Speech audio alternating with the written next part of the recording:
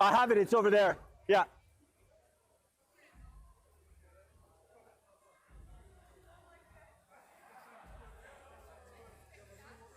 I'm good.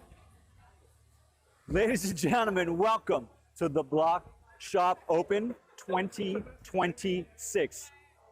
A resurgent competition, 6 years in the making. We did 2027, 2017, we did 2018, we did 2019, and then we've had no Block Shop Opens until right now, this year, 2026. We've assembled an international level athlete pool here. We are ready for the semi-finals. Saturday night, Block Shop Open, settle in. Semi-finals is chaotic. We have 20 climbers. We got to get it down to the finals number.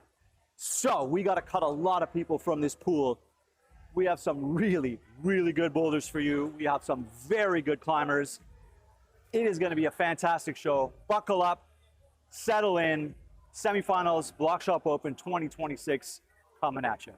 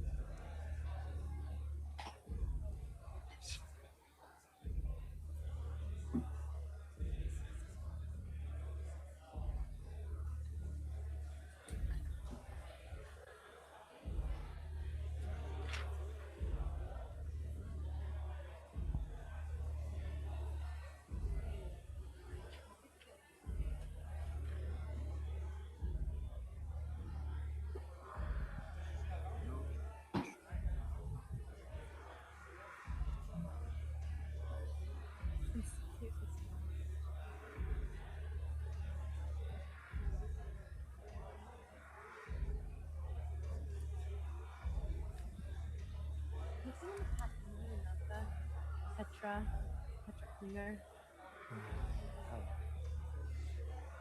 Kyra, and also, yeah, so, I mean, Miho. Oh, I'm just looking at my notes to see if we're on. Ladies and gentlemen, welcome to the semifinal of the Block Shop Open 2026. I'm Pete Woods, joined by B. Evans in the booth. We are going to bring you the semi-final. If you are not super familiar with competition climbing, the semi-final is a little bit chaotic. So we've got to get 20 climbers on the men's side and 18 climbers on the women's side through 4 boulder problems each, which means that at any given time in the middle of this competition, there will be 8 climbers on the wall. So they get to climb for their set amount of time, then they rest. So they work through the boulders one after another, and that just means that the whole competition flows over the next 2 hours or so. We will do our very best to bring you as much of the action as we can. There'll be some split screens, there'll be some cutting away to see some tops, there'll be some starts of boulders and ends of boulders. Basically, strap in for the excitement of the semifinal round. We're going to see a lot going on. A really interesting field for the Block Shop Open. Yeah, absolutely. And we're working on a 5-on, 5-off format, which is really common in the World Cup format. So every climber is going to have 5 minutes on each boulder, and in between they're going to have a 5-minute rest, where they're going to sit down and go back into isolation and then come back out. So it's really a game of stamina as well as the round continues. With only 5 minutes to rest, that fatigue is really accumulating, and we're going to see that play out as they're climbing on these boulders. And you also get this, the route setters are thinking about that when they set the problem. So Totally. It's not just boulders thrown up on the wall, they're taking into account, like, what do we want to test? When do we want to test it? What part of the wall can we use? Is it a powerful boulder? Is it a risky boulder? So you're going to see these themes start to emerge. You're going to see boulders that are testing different parts of the climber's competition skill set. And Yep. It's not always just physicality. No, totally. I think 3 main categories that we're talking about: risk, complexity, and strength. So risk, talking about moving them from a comfortable position to something really uncomfortable, maybe something dynamic. And here we have boulder number 1 for the men. Just like that, we're coming running out. Dawson Shepard is our first climber, and he is going to show us what boulder number 1 looks like. You right away, a little bit insecure in the feet. You see the 4 stripes of tape at the start of the boulder and this zone here. We'll explain that to you in the next few minutes. We'll let Dawson work his way through this boulder a little bit, just pressing into that big half moon volume. Looking really confident and secure.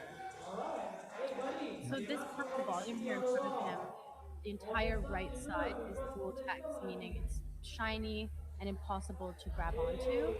And then this side that he just got his right foot on has texture. So that's really intentional to sort of force the climber into a specific position. This kind of boulder, we want to get them feeling like maybe their feet aren't super Oh, oh, you called it. like that, and that a boulder like this is it's sort of a slab, but not quite a slab. It does climb like a slab in the way that you have to be quite cautious overall. It's the smallest shift in balance creates exactly that problem. So he looked fine, and then all of a sudden he's just in an unrecoverable position. Balance there gives up. Climber like maybe grab the air, but simply because they're looking for something to give them Totally. And they're fighting against gravity here, which obviously is pulling them downwards. It's the name of the whole game. And we can see the zone hold is actually totally facing downwards the entire gravity. So they really need to pull up into that shape, which is very physically challenging. Biceps or again, really active. It's worth noting, we'll give you in sort of breathing space while Dawson takes a few extra breaths. For the start of these boulders, you need to have one limb on each piece of tape. So if there's 4 pieces of tape on one boulder, you need to get all 4 limbs on that hold.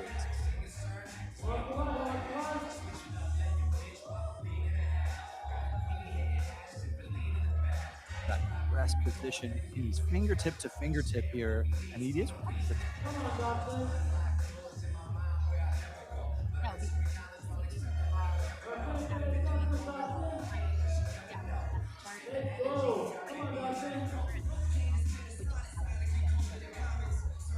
so we care about tops. That is our main focus. It's number of tops. Crossover move, right to left swap.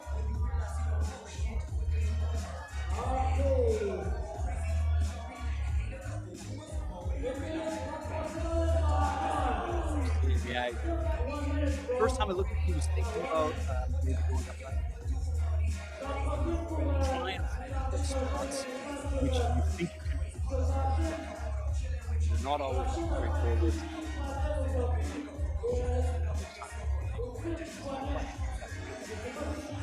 Up.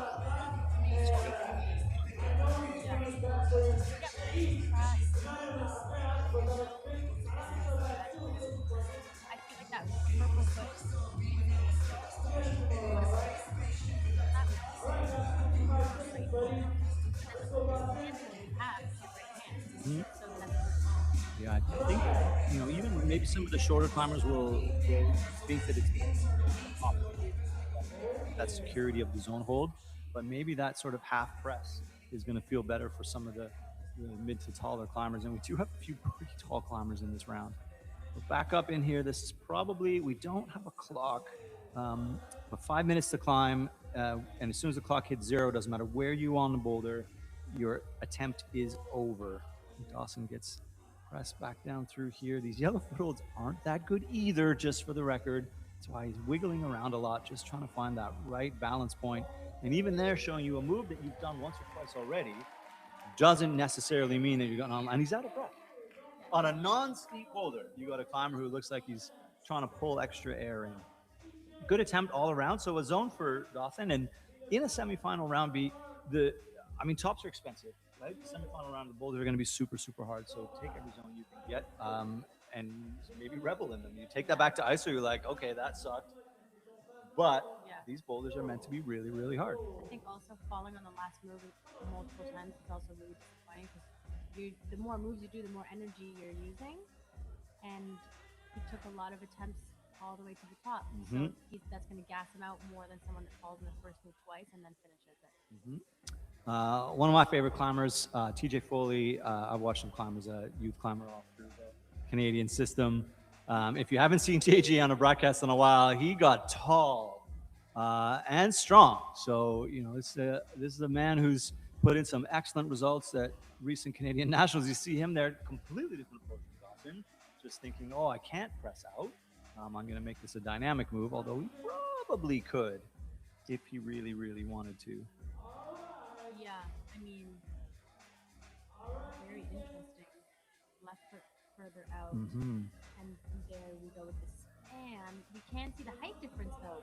It's going to be so interesting as we see shorter climbers. Yeah, he looks pretty. Wow, I haven't seen TJ since I was in youth. Wow. Okay, so he's very There we different go. move for him. That was a lot of core making that transition over to match the zone. And here we can see him sort of coming around that big volume. And then you have to release this right foot and really push into this upside down zone hold. And then just not quite having that purchase to get across there. I mean, I love, for us, we go look at the boulders, you know, when it's just the root setters in the room and you kind of, you know, you climbed a lot, I've climbed a lot, you think, I know how to do this boulder. And every time it's interesting to see what causes the problems for the climbers and what doesn't. And, you know, climbers, we think, well, they're all going to wander through this section. And then some are going to have trouble here and some are going to have trouble there. And all of a sudden, people just start falling off. And that's the competition, the unknown. That's the variable, right? That's the moment, that's the mood, that's the temperature. Those are the conditions. And sometimes it comes down to just good decision making amongst people who are the strength factors splitting hairs.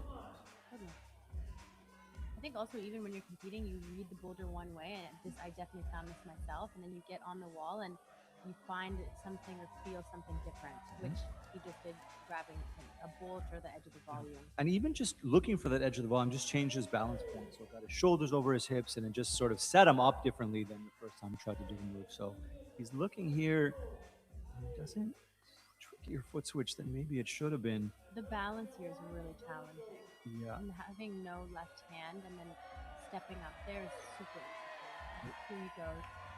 A little bit bunchy. He does go right hand as well. And even up until he let go, it looked like he was going to go left hand.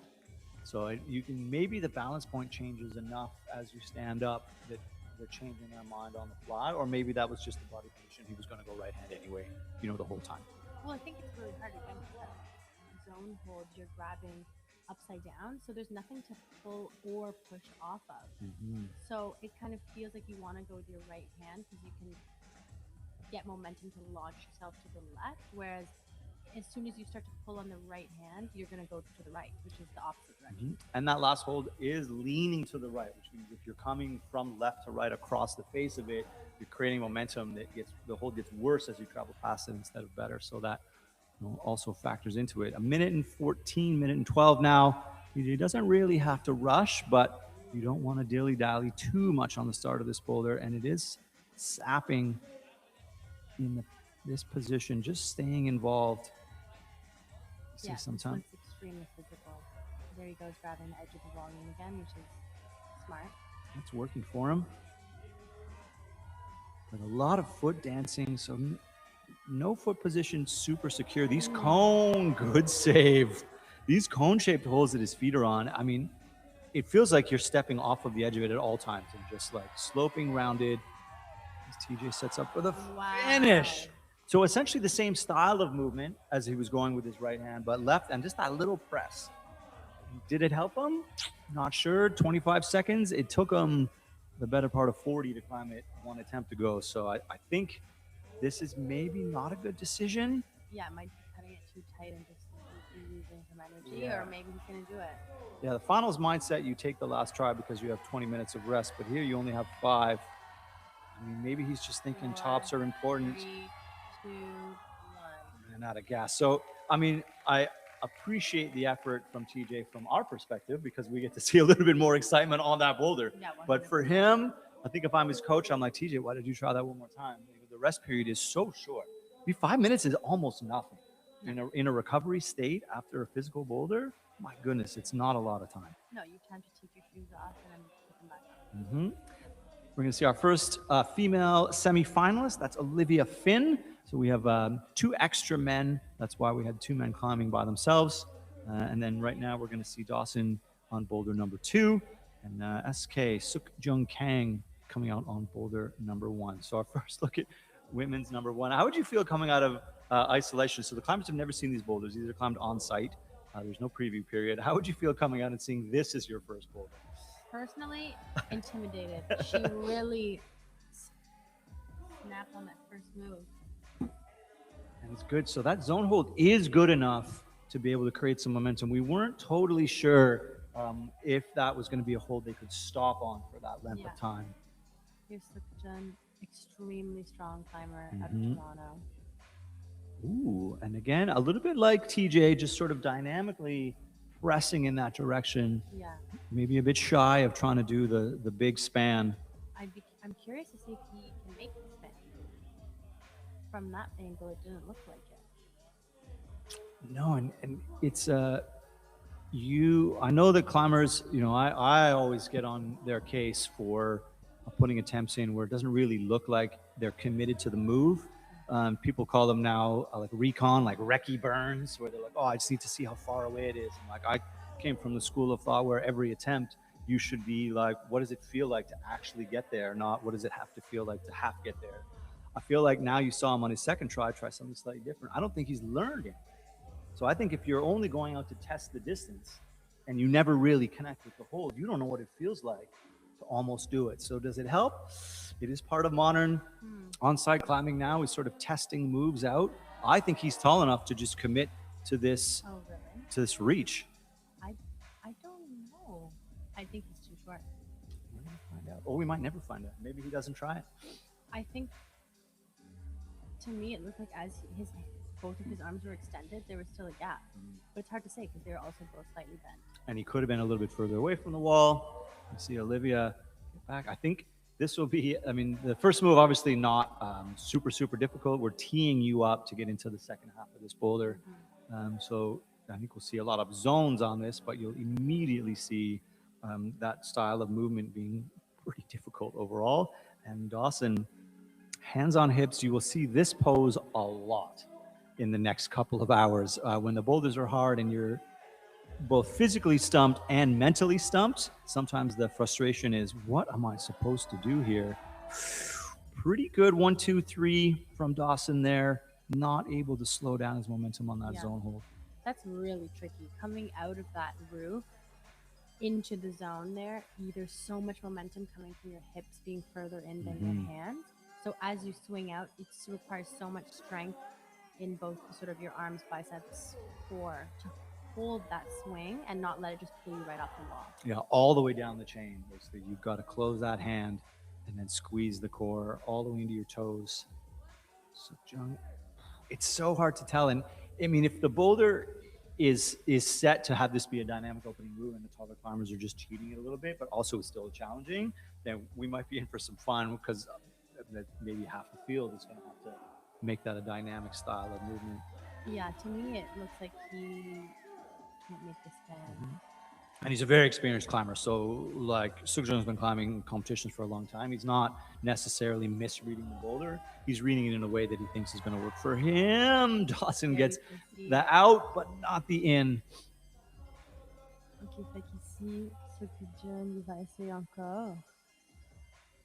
Puis on verra s'il est capable de juste prendre les prises, mais avec le taux, ça a l'air possible. Mais c'est vraiment plus difficile. So for someone to just reach over and span versus potentially a shorter climber having to do that toe hook coordination move is going to be a lot more challenging. Olivia, back up to the swing move. It just needs to generate a little bit more left to right. Et plus de force. Proche cette fois-là, c'était plus proche. Ouais. Et Sukjun, il a de l'air plus proche avec le toe hook, mais c'est vraiment plus complexe comme ça. And too late. Yeah, he got it. He came to it a bit too late. He really only got 2 good tries. Dawson's going to give it one more just to see if you can control the zone. So Attempts when you haven't got the zone yet, super valuable because zones are going to be helpful. I think that it's so interesting for me in a competition of this nature where you know that there are like past world champions and World Cup climbers and Canadian champions in the field. You think, I made the semifinal. I need to climb as hard as I can. I'm not going to make the final, but you still have to put that level of effort in. So you are going to see like, I mean, Dawson very close to getting the zone there. Sometimes that feels like a top. You know, in your mind, you're like, that's as far as I was ever going to get on that boulder. And there's a sense of realism to the way you approach this kind of comp. Otherwise, I think you just get mad the whole time. You're like, why am I not topping boulders? Because the boulders are for Mika Mawem to top. Yeah. You know, they're here for, you know, for some of the best in the world. You look at Helen, Babette, Anna, Matt Rodriguez. Like, these are the climbers that are coming behind you. Yeah. In this type of competition. Yeah. Let's see if TJ Rogers can figure it out. Really strong control with the campus. He does get it. So Excellent work. He pre-controlled the swing. Yeah. And here this looks really complex and like tricky beta and movement. Yeah, that's really well Gorgeous. executed for something that probably could have taken 3 or 4 tries alone to figure out. Yeah, that little shame there. And sliding down a dual text is something that we're getting into. It's a little bit of fun. Is so that you can aim high and slide towards that foothold, but it's quite small. It's decent, but it's quite small. And these footholds are really not great. They're super shallow, dual text as well. You see him just everything to press that right foot, let him down. That angle change, everything overhangs there. There's really nothing letting you off the hook. That's excellent climbing from TJ on an early attempt. He's got 3 minutes to sort of settle in and try that thing again once or maybe even twice. Yeah, and that's part of the game, right? So you're managing your time. You can gérer le temps. Puis after such a long, and here's Sophia. And that first move is proving to be a challenge. Yeah, which is everybody has different strengths and weaknesses. Just because you see a move get done doesn't mean that later in the field someone's not going to be able to do that move. It's going to be sometimes a little bit all over the place. Kala just not quite getting enough pop into that movement. Yeah.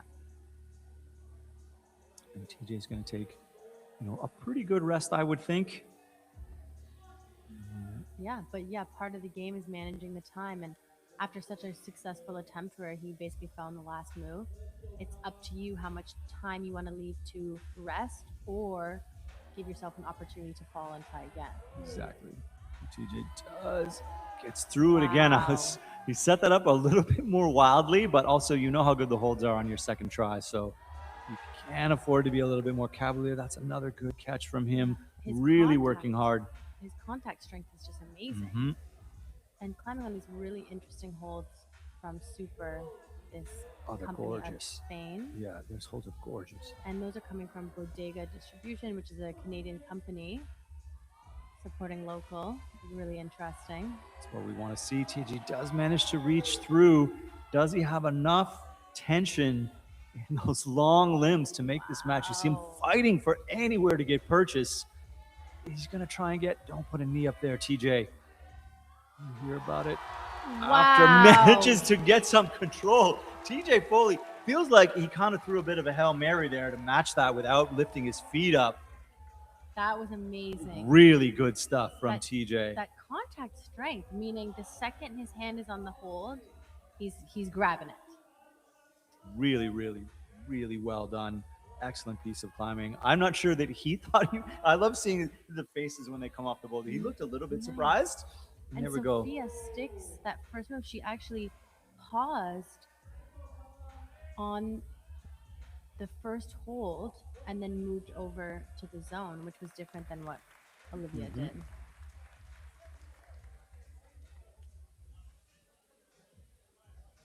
Our list is wrong. Let me look and see what we're talking about. Who is that then? Maybe we've got to switch.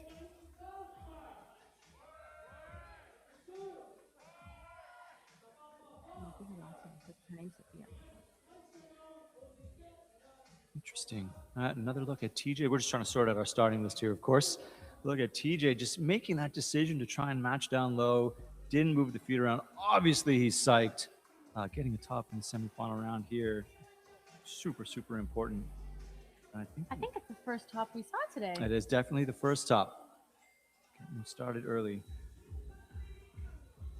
Okay, so we're going to... I'll change her name on our list here. So, sorry, Sophia? Sophia. Oh, this is Sophia. Yeah. What? Is our start list that far out of order? No. I wonder if that was a last minute change. Because we have her coming in much, much later. I don't know, but we're on the same youth team.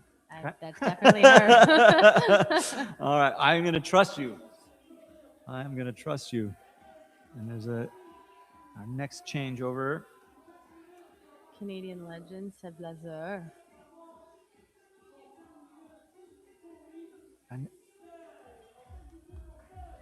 that's interesting. So there's something happened there too. I feel like we must have had a gap because Seb should have been in the last rotation and we didn't see him on the boulder. So maybe there was some blood on it.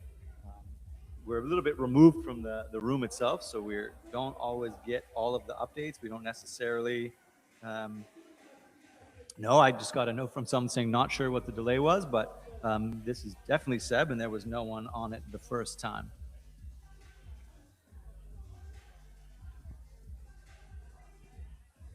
All right, and you're right, Canadian legend.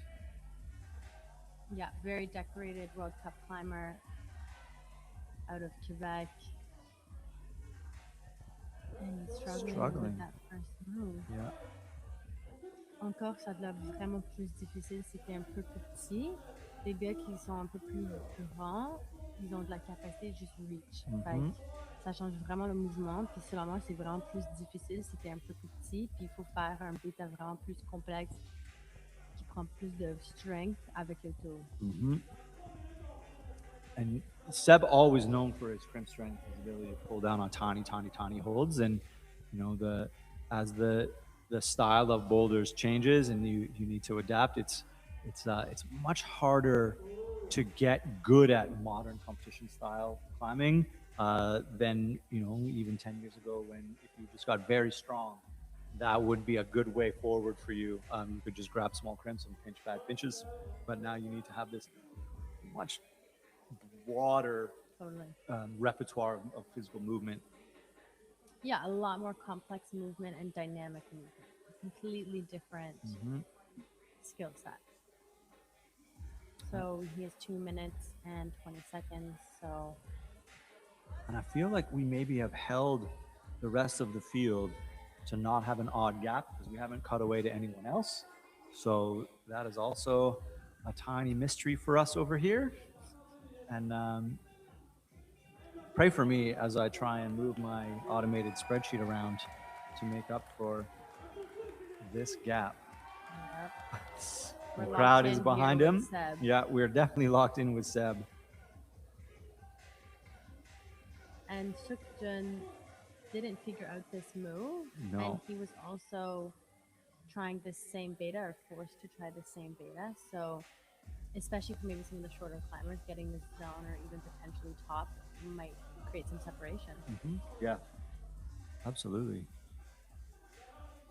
So Seb, there gets to be a sense of increasing frustration when you're having trouble with the start of a boulder, where you have to get out of your own way, and you have to just, you know, keep trying, even though you feel like this is amazing. Look at me on this mat. I'm getting up to the start move. I'm coming up. Start move. I'm coming up. It can be really difficult mentally to find that, the desire to unlock that first move and to keep the frustration down. And Seb, as much of a veteran as he is, doesn't mean that this doesn't start to feel a little bit desperate. Yeah, and especially on the first boulder, it can be very discouraging. And yeah, I think for some people too, like Seb's such an experienced climber, but I think especially for some maybe newer competitors, being in front of a crowd or aware that there's cameras and things can also prevent that. Definitely. 25 seconds now. Let's see if Seb can piece this together. Ali said, Just real. Oh. Yeah. And that's so hard. yeah, and you see him not even looking for the toe. The toe is also a bit of a taller person's game. You got to lean backwards for it. You see him there, just trying to rely on his ability to hold core stability. I'm going to move my spreadsheet around and assume that they've held everybody else. So let's pray that this is exactly what's happening, and we're going to see What happens? that the next person out is going to be Dylan Smith and Olivia Dansette, and that's going to put Olivia in SK. C'est Is ça. this what's going to happen? Are we correct? TJ on 3.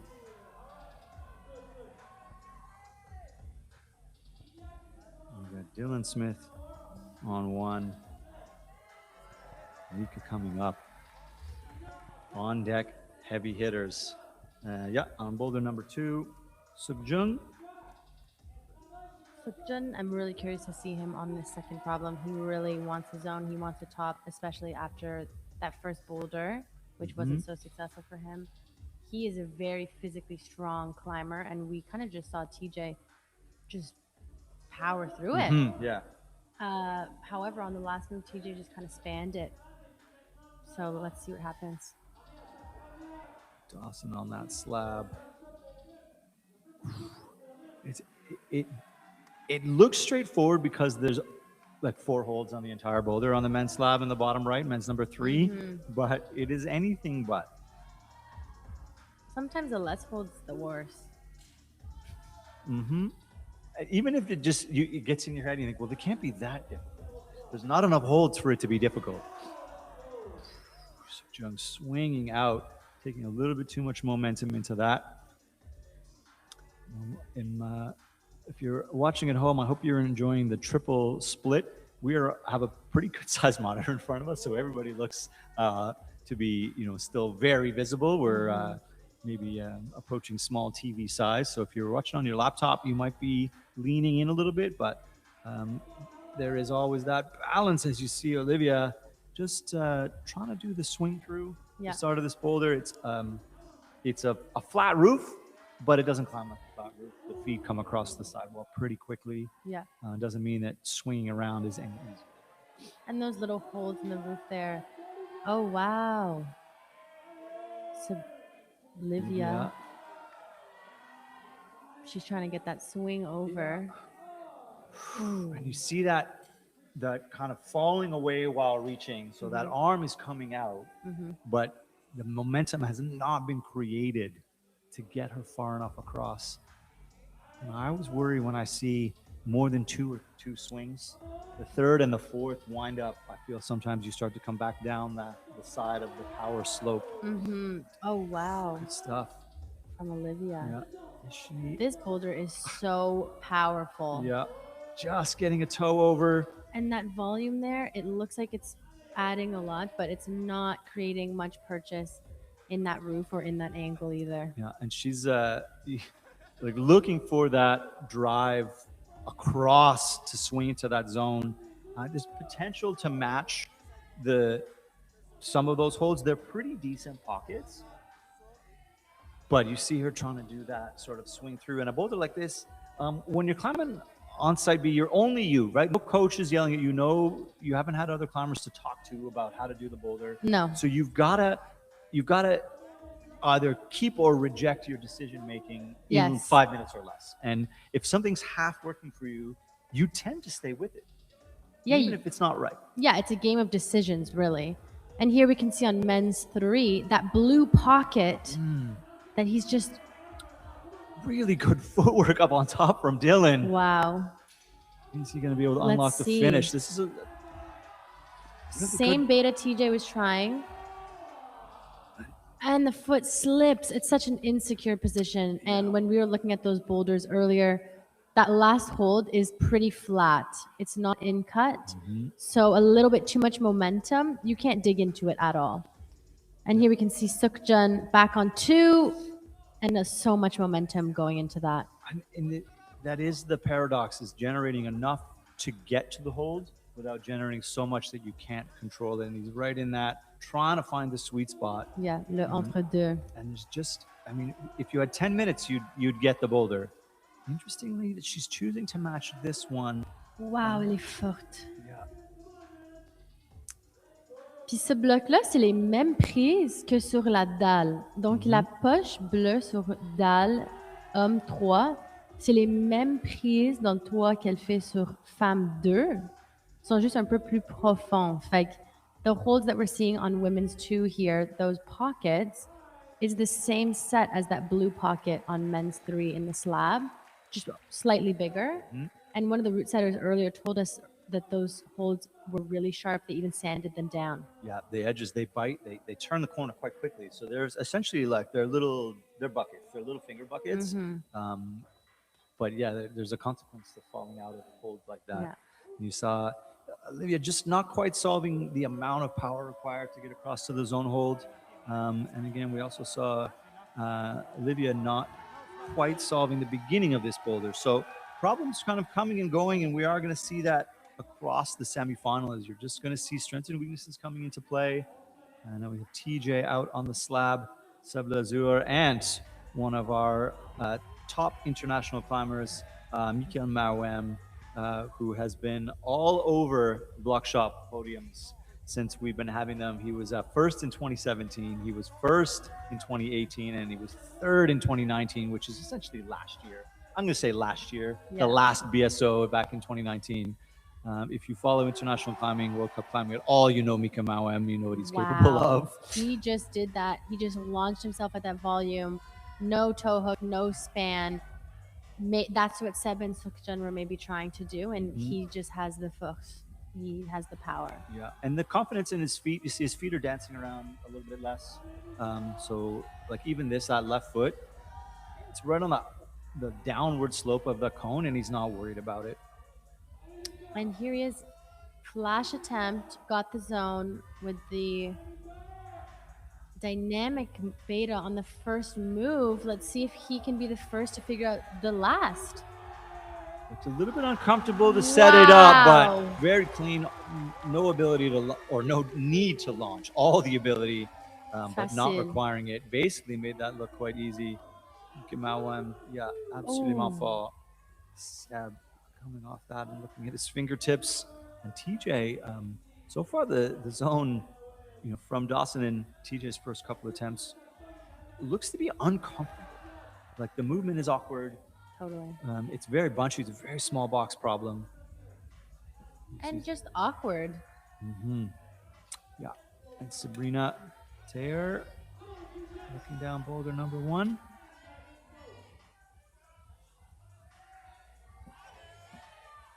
Good stuff from TJ. I put Kala on number 2. Really just swung into that hold before the zone. Let's see if she can get her feet up on that volume, which again is just terrible. It really looks like it's adding something. Ooh, and Seb doing what Seb does, which is just squeezing those holds. Allez, Seb. Gets that. Wow. Oh my goodness. That's what I think we're going to see a lot more of, and how cleanly TJ did it, is that aiming for a foothold that's the size of 2 of your thumbnails. On a dual text. On a dual text, while essentially jumping and hoping you don't smash your face. So, yeah, that miss from Seb is something we're going to see a lot more of. And makes it very exciting. Sabrina sur le premier, c'est difficile. Yeah, TJ getting stood up, but too far away to have any chance of grabbing that tiny, tiny little second last hold. So a big stand-up move from a very bunchy position. Your hips are really far away from the wall, I think. On that men's number 3, it's hard to bring them back in again with nothing on the way. Sabrina, I'm going to just say I'm surprised. She is one of the climbers that I would expect to jump through the powerful springy moves a little bit more easily than some of the others, but maybe she's overthinking it.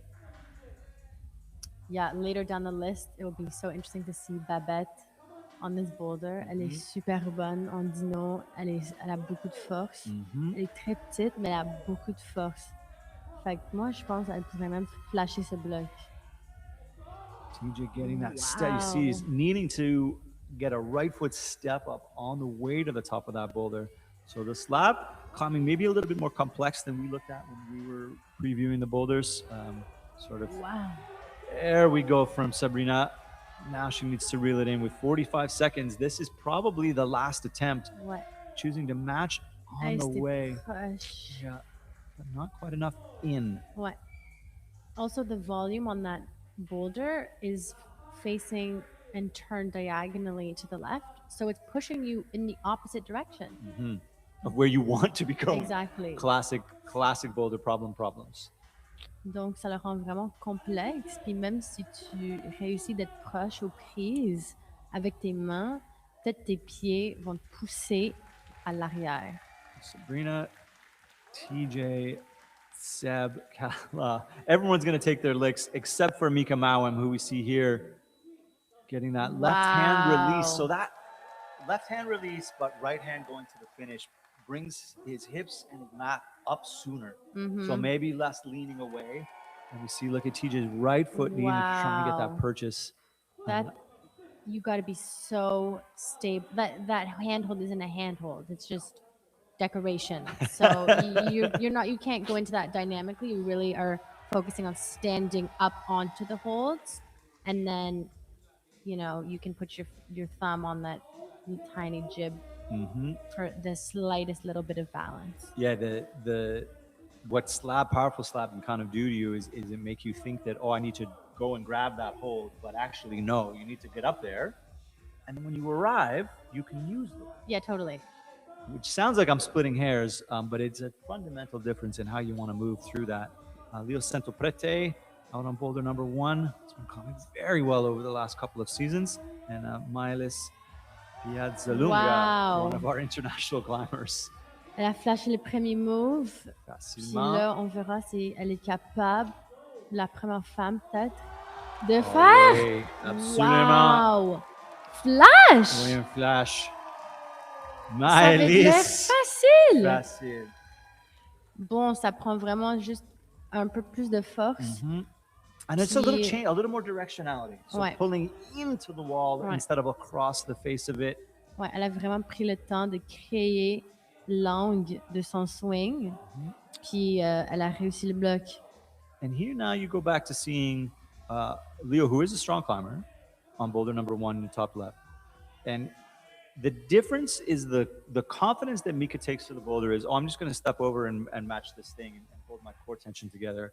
And other climbers are less secure in their ability to do something that's outside of the box because a lot of experience. Like Mika's been on the World Cup circuit for 15 years, Yeah. 16 years. So, but here maybe Leo just needs to say, I need to just commit to the left foot and lean in and go both hands. But it's that, I should trail my toe is a half commitment rather than Mika's full commitment.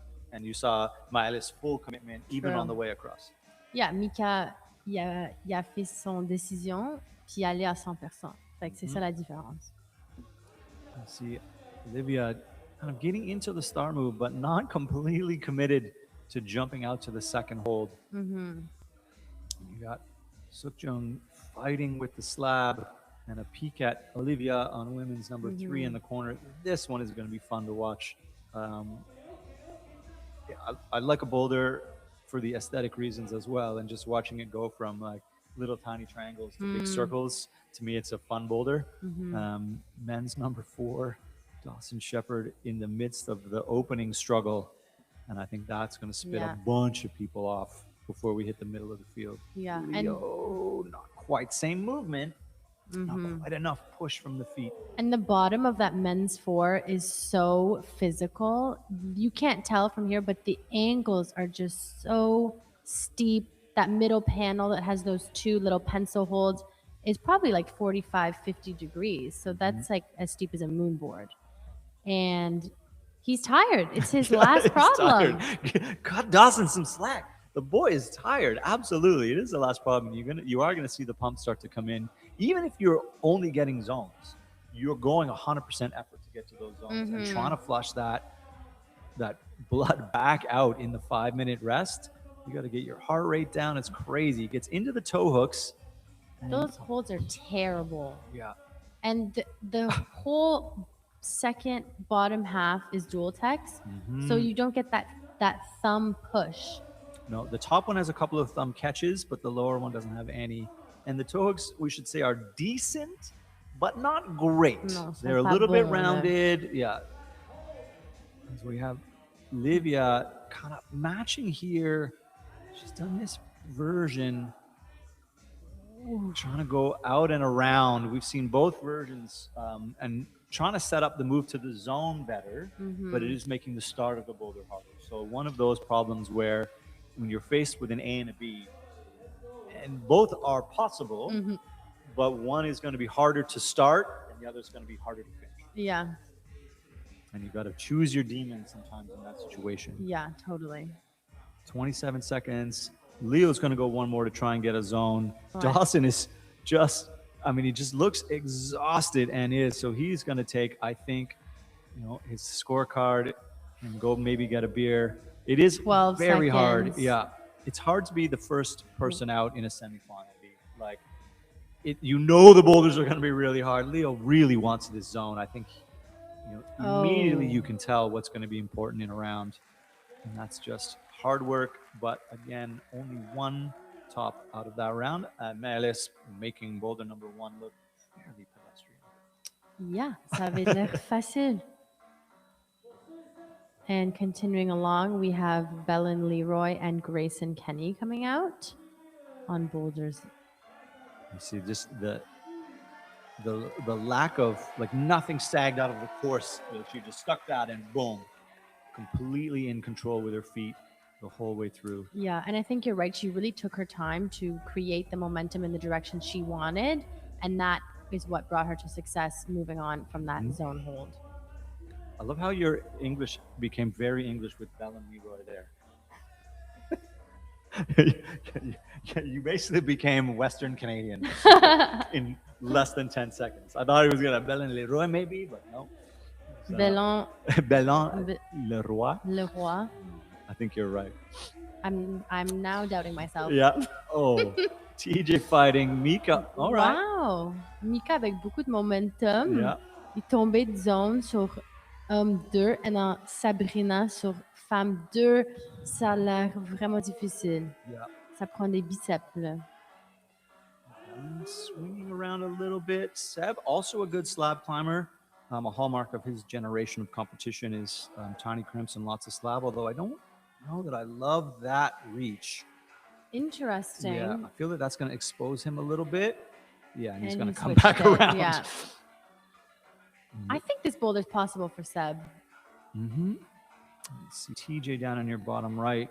Just holding on. Yep. That Doing what needs contact to be strength. done. It's very, very good. And then It's amazing. Oh, just missing a little bit of accuracy coming into that zone there. So he definitely made the distance. He actually overshot it a little bit. yeah. And it's maybe a little bit of adrenaline kicks in there, and you realize the move is quite difficult, so you pull very hard. It's going to be hard anyway. Pulling into a toe hook, your toe hooks get worse, so they feel like they're going to drop, so you tend to tighten up, and then you shorten your reach. Like, Oh, nice. yeah, we go from Belen, and Mika twice now has missed the opening move, maybe just being a little bit overconfident Let's in his see. ability to hold the zone. Can Belen- she? Oh, she made the distance. Mhm.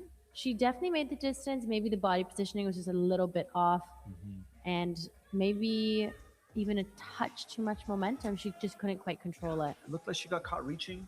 So that left hand crossing over, it kind of twists your shoulders maybe, and didn't kind of secure. I think we saw Melis like really landed the right hand, the lower hand first, and then came in, and it looked like maybe Belen got caught reaching across too early. Sabrina fighting with the campus section. TJ just looking at the clock. He's going to wind it down, see if he can get a little bit extra. Et And Mika Grace. qui stick sur homme 2. Je suis curieuse de voir s'il est capable de faire la fin Yes. dynamique, facile. He is so precise. Son expérience, tu peux le voir He's quand not- il grimpe. And I think this step through is really the right way to finish this boulder. A little bit more ability to press up into the finish. Is he going to look for a right foot or just do This is what TJ looked at. Wow. There's some hip mobility here. And Wow. sometimes the strength comes out in the miss, B. Like the fact that he missed that foot and didn't fall off is pretty Yeah, remarkable. That's crazy. Allez, Mika. He's not going to let go, so he's going to readjust. And Sab gets the zone. She does get the zone. On women's 2, and she's looking like she's in a great position to continue the boulder. Mika gets the foot up, but can't readjust. Sab does look good. This move here, if she can reset these hands and isn't too fatigued, wow. she does stick that move. Excellent work from Sabrina. TJ shaking out. Oh, not quite. Even just the way she fell off tells you that that's gas. Totally. Yeah. And those purple holds are not good. They are super flat. Actually, when we went and looked at the boulders earlier, I was expecting there to be a bit more give on those holds, but it's flat. Yeah. Alan's going to get one more swing at it. Just not quite. TJ, with, I think, just letting the clock wind down to a point where he's got enough recovery to fight for this zone hold. Can he keep it? Yes, he can. Get the toes in. Let's see. Come on, TJ. He's going to go almost. You see, release the left. Mika Mowen was thinking about one more try and maybe as like, you know what's okay. No, he's joué un peu, hein? Je pensais qu'il était blessé pendant une seconde. Yeah, that's definitely in his tracks with his personality to have a bit of a joke. I mean, he did take a bit of a crazy fall. I think he's probably also thinking if he's having trouble topping that boulder, then a good chunk of the field is also going to have trouble topping that boulder. There's a World Cup climber from years past that I won't call out who in the top of their game was able to say, if I can't do this boulder, no one's doing this boulder. I don't need it to make the final. And that level of confidence, which sounds cocky, is important to know that you don't need to throw yourself at a boulder one more time. Yeah, and also managing the energy. He did an attempt all the way to matching that last hold. You aside from finishing the boulder, you can't get any further than that. Yeah. And it's up to him if he thinks he's going to do it versus spending all that energy again. Exactly. Now we see Molly Dreyer out on boulder number 1 for the first time, Miles Skornia, and then Miles Leo, Olivia, Dylan, Olivia, and Sukjung rounding out our 4 boulders. And now we're in the heat of it. So we got for the middle of this field, we're gonna have climbers on every boulder. We're just gonna bring you what we think is interesting as we go. Miles trying to make that turnaround move, deciding to rotate outwards. And Molly flashing to the zone on women's 1 and then falling on that Lachey move over to the right. And a split This is crazy situation. Yeah. Wow. And then pressed off the yellow foothold. I don't know that we're going to see that too many more times. No, he's the only, that was really unique. Mm-hmm. And then bye-bye. Yeah. Now Leo slowing down that time, but maybe too slow. Molly launching back up on women's 1. Okay. Okay. See, down like a Sukjung bumping into Olivier as he fell off the start of his boulder. Quite. Olivia giving us a look at this, what looks to be a slab B, but is not a slab for women's number 4, bottom right of your screen. That wall is actually slightly overhung. Just enough to make these holds terrible. Yeah, and I don't know if we can tell on the screen here, but every single one of these holds is a dual text. So you're getting no purchase and not even any friction on most of all of these holds. So really insecure, everything's kind of turned the wrong way, and she is just tiptoeing her way through it. Exactly, as designed and as required. Leo getting into the zone and finding, not quite getting there. And now we see Miles getting toes involved, but it's interesting, the shape of the hold that she's trying to toe hook, it's really hard. It's an in-cut pocket, so you can't really get your toes in. She's almost like a friction toe hook. maybe that was doing more in her mind than it was for her footwork. Yeah. I don't And know if she'll go back to that. Sabrina that moved through that and got the furthest on that boulder is a very physically strong climber, and she pretty much campused through it. Yeah, just chose, and I think that's probably as designed. Yeah. And I know that a lot of times semifinalists, finalists will look at a super physical boulder and think they can be more clever than it. And sometimes the easiest thing to do is to just do what you've been told by the route setters, which is say, let your feet go, be powerful, and then maybe we'll give you a less powerful boulder on the next, which in this case is not really true, but you never know. Yeah. You never know what's coming up next. Here's Molly again on one, stuck it back to the zone. Good momentum, but just the body didn't follow across. You see Miles getting back up, not being able to get past the middle of this boulder. Let's see this funky beta again. If he does it If again. he does it. Just, no. Strong. Gorgeous. Even there, you just see that holding his breath and letting it out as he comes across. And Sukjan down on men's 4. Get the toe hooks involved. Nice. Good stuff. And then let's see if he can just launch his way up to that zone. Oh, wow. Wonder what he's thinking is the way. Or maybe that's that 25 seconds left. I'm going to do something outside of the box just in case it works. And so another round 5. with no tops, which I'm not surprised by.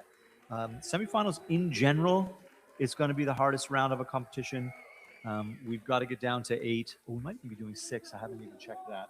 But we got to cut down from 20 climbers. So the boulders have to be hard. We don't want a bunch of ties. We want to essentially make it so maybe not all the boulders get topped. And the setters will be okay with that. Yeah. They definitely want to see, at least 3 boulders get topped, but they don't want necessarily a bunch of climbers to top 3 boulders either. So sometimes, 4 zones and 2 tops, 4 zones and 1 top is enough to get you into a final. And we need to remember that as well. It's like, we don't panic yet. There's lots of climbing still to come. We are going to see some tops, but we need to really make the climbing play out. So we got to give them room to make mistakes. We got to give them room to fall off so that we know who's really got it. We can now down on the slab. Side ham on the left, Sabrina.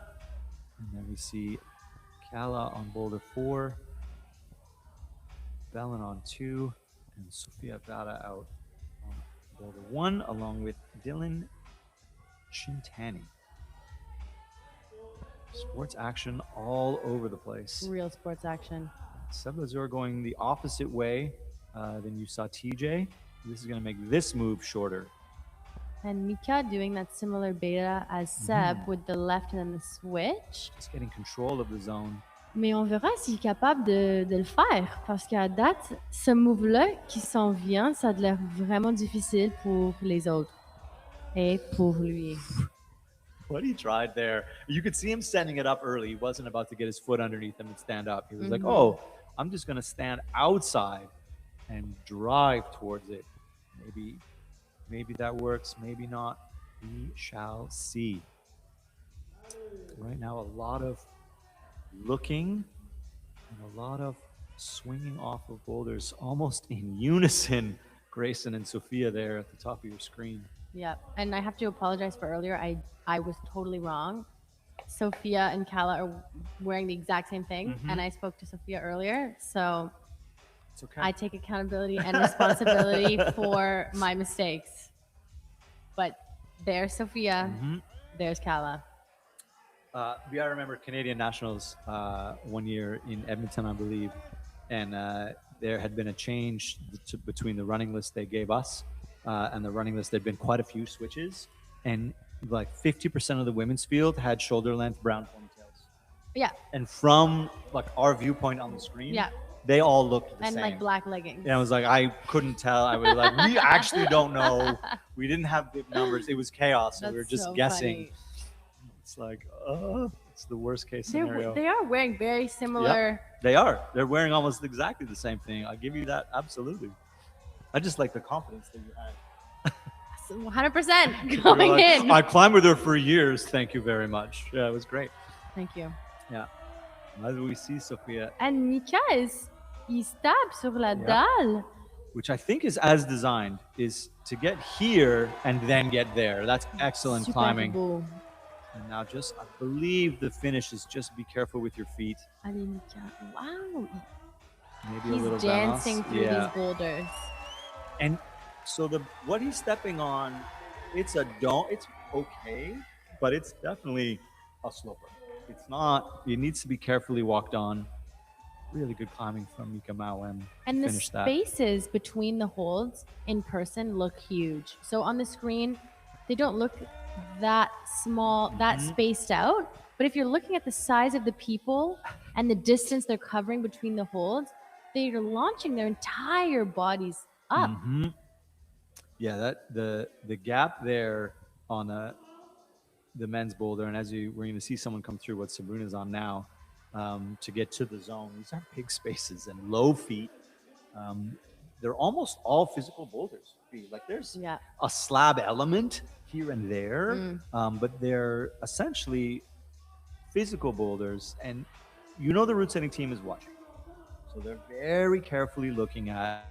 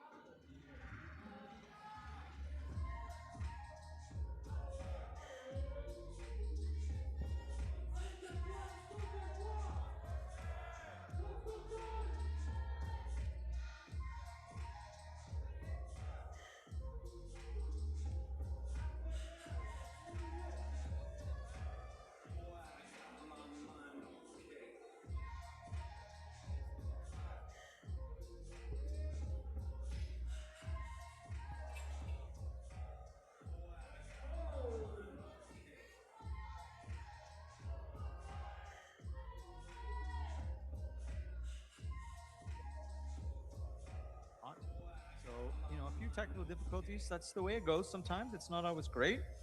I see a little bit of sass in the chat. We can see the chat. So if you can hear me now, at A Hutch, just throwing it out there. It's funny. I'll give you that. It's funny. It's never been this quiet. There's some people who would agree with you. It is our job, though. And catching back up, we just saw top on women's one, second top of the whole round from Amelia. Good stuff overall. Yeah, we'll take that. Minute and change. I saw Mika just come off the second last hold earlier. Just maybe running out of gas. And We're back up. Josh, People say we can be heard. So we're back in business. slay another day. Yeah. Josh making his way up men's one and doing this little cheeky volume grab that we saw Yeah. from TJ. And his left hand is on the volume. And it worked. Oh, and it worked. I was just going to say, occasionally you get rewarded for cheeky little volume, like seam grabs. Often they don't help because they actually put you into a really weird balance position. Like that's not how it's designed to be climbed. But all right, Joshua, I see you getting your fingernails behind that. Mika Mawem now popping up to the second last hold. I mean, he's got power to spare, does Mika Mawem. So let's just be, maybe that will serve as a bit of a warning to the rest of the field, unknowing to them, but to us, that move is going to be really difficult to unlock. But looking, of course, down the field, we know who's coming. There are some bouncy, powerful climbers on the way on both sides of the field. And first climber to secure the zone on that boulder so far. And brushing the holds with 3 seconds left, I guess, for the next climber. That's so nice. That's really nice. That's so nice. There was a question I saw about live results. I'm pretty sure that you can go to the CEC's live results page. So it's Vertical Life. So it's going to be a results driven piece of that. I'm not 100% sure. I'm just suggesting that maybe there is a live results through our Vertical Life page. But if someone else knows or finds it, please pin that in the chat. Let people know what's up. Just a note, we are in Montreal. We are at the BLOC shop. We're a bilingual country, and B is very bilingual. I am medium bilingual. And we want to get you a little bit of both languages. We want to bring you a little bit of French. We want to bring a little bit of English. We have some international French climbers in the room climbing on the boulder. So, I apologize if you don't speak French and you're missing something when we switch to French, but there are French-speaking climbers who miss most of what we talk about in English. So we're going to bring you both. It's going to happen. Buckle up. This is great stuff. Rena Gao, no hesitation to that move there. Someone who's been climbing since, I think Rena's been climbing since she was 3 years old. Wow. That's right. She's been in that youth field. Leo Santoprete just missing the zone with enough composure that I feel like he'll get that. And Alora here on number 2, going in with this swinging campus situation that is proving to be really tricky. Yeah, it is. And there's some accuracy involved there too. It's kind of like a half a one-arm kind of push swing move. It's very, very physical with that. You're trying to aim for a pocket it's a little bit blind. When it's hard to describe, but when you're standing away from the boulder or looking on the screen, you're like, okay, those are all quite close together. As you get into the wall, the flat part of that roof is, the better part of 5 feet deep. So things get really far away quite quickly underneath that roof. Yeah. And the women's field proving to be really challenging. We've only seen a top on women's 1. So 2, 3, 4, we're yet to see a success all the way to the top. Arena, gorgeous. Nice. Very smooth. And you see, when it gets done, the momentum carries through so well. Yeah. It does make the boulder look like 2 completely different stories. No, it just moved straight up into it. Yeah. Oh, just climb the boulder. Oh, just do it. Of course. Yeah. Just climb the boulder. Alora back on women's 2, matching that pocket. Maybe trying to go, right hand out. Jacob. It's getting kicked really far out. It's the nature of those holds, and you can't, I know the lighting, so it's quite harsh from the ceiling there. Those white holds are, the lowest one is a scoop. The middle one is a scoop, and the zone is maybe the deepest of the three. But you can see here, right? It's a flat. Oh, there is no. They're not curling their hands over. It looks almost open, Yeah. like a sloper. And Melis looking very strong on women's 4 on these dual text blocked holds. Walking into the first climber we've seen get really this far past the middle of the wall And locking in the top. She does it. Good stuff. She had a little bit of a hiccup getting the boulder started a couple of times and then making it happen. So that's so far she'll be the top of the field. With 2 tops. Yeah. And Leo, can he get this zone? He's going to go back to what we saw Sukjung do, which is try and get a little bit clever. Yeah. Or maybe that's what they intended. We don't know. But getting into that compression position, if you're strong in your shoulders and you feel confident in that position, that probably feels better than getting into those toe hooks. Yeah, I'll give you that for sure.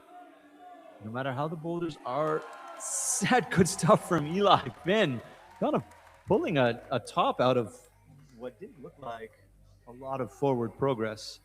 And sometimes it just takes unlocking one piece of a move to go from not looking like you're. And then, hey, we see the toes first version. We know that that's a possibility anytime you have a difficult roof encounter, is that someone's going to try and put their toes up over their head. Me, you can't pay me enough to try and reach my own toes when they're straight up over my head. There's just no chance. Thank you very much. Those days have sailed by. I'll fall off bending my arms every time. And Leo coming back into men's 4, tried the toe hook, and the zone looked far away. Yeah, it's just you see that the embodiment of the imbalance of trying to pull with your toes while trying to reach past where they are in space, and the toes drop. So you have to kind of almost let your toes come out. We saw Arena casually getting the top of that. Melis finishing women's 4 and now securing 2 tops for herself, which so far in the round is very strong. That's excellent work. And coming into the top of our next 5-minute block. So now we're starting to see like the top 7 climbers. We're in the last third of the field now. I would expect that on both sides of the fence, we're going to see, a few more tops coming in. Elnaz Rakabi, who's recently transported into Vancouver, grew up climbing in Iran, climbed for them on the World Cup Tour for many years, and now coaches as well. So amazing. Yeah, I know her Vancouver women's team, as it were, love her coaching style. They can't say enough about it. So she's definitely made a big impact on the Canadian climbing community. It's cool to see her come out for this. Amazing. And still a very strong climber. Let's just say not retired to coaching by any means, just also putting something back into the community. And Samuel Tukavera coming out for the men. Amelia Callanan powering through the beginning of that and maybe just a bit overconfident, shorted the move after the zone, but that was really good, powerful climbing. And Amelia. Oh my goodness, climb was just dropping all over the place. All right, Elnaz. Elnaz sort of second guessing the size of this swing. Or the trajectory of her momentum. But learning every attempt, and here's something, if you're a newer climber, a newer competition climber, it's super important to take something away from all your falls. Every time you fall off a boulder, you should be trying to internalize and learn why you fell off. Did you not go far enough? Did you go too far? So what are the subtleties that need to be required? And the slices you need to take out of what you're doing at this level get smaller and smaller and smaller. You don't need to make these massive differences, left hand instead of right hand, left foot instead of right foot. It's about whether your shoulders were turned too far or not far enough. So that constant learning in that 5 minutes can be tiring. It's the micro beta. A lot of it's in the micro beta. Wow. Amelia just powerhouse into the zone, grabbing that purple hold above the lip. This is about where Sabrina got to. Campusing. And she has secured the hold that Sabrina fell off going to. Yep. This is good. This is the best we've seen. And meanwhile as well, Joshua Gerhardt getting into the top. Are we going to see our first top on women's? Wow. Number 2, we are. Excellent climbing. Synchronized top Synchronized. Josh on- Gerhardt. and Amelia Callan. Wonderful stuff.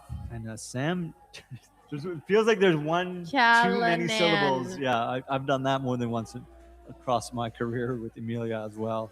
That and Alora. I will say Alora Klinger at least once. Clinker. Yeah. Clinker. So, Alora, you've heard yourself, me talking about you on broadcast before. I've definitely said Klinger instead of Clinker, and that's just, it's in my mind for some reason. Petra. Yeah, could be a Petra influence. So many years of watching Petra climbing at this event as well. Yeah. And here's Sam making his way up on that first move on men's one, which really has been a dividing boulder. I feel like we've seen some people have success, and we've seen some people really struggle with all of the moves on that boulder. So that one's very interesting. Elnaz sticking that move from the zone. And then the top of this boulder really is, hey, if you've got here, you're getting the top. Sam finally getting through. And you're right, I was surprised to see Sam struggle here. And it's this, the style is not necessarily opening up to one type of climber or another. So it's style independent, as it were. It's just whether or not this boulder is working for you. Can he finish it? Oh. Interesting approach. Yeah. Interesting approach. Quite far from the wall there. And he's checking the time, 45 seconds, just fell off the last move. First boulder, it's up to him if he wants to spend all that energy to try to finish it, or if he's going to save it for the entire rest of the round, and he made his decision. Yeah, and it is a difficult decision. Is some of the hardest things you can do is walk away with time on the clock, but your coaches will praise you for it if it's the right thing to do. Grayson falling in the way that comes from complete fatigue. Hands and feet just let go. The core isn't even in the room anymore at this point. And that slab to me looks like it's requiring a lot of core. Maybe it's even a power slab, especially in that beginning section. 5 seconds, going maybe for the zone. Yeah, I think just saying out loud that you left it all on the mats. It's like, I'm not going to walk away with 5 seconds on the clock on my last boulder. I think No especially chance. on the last boulder, the mentality is different because you're done. So literally leave it all on the mat.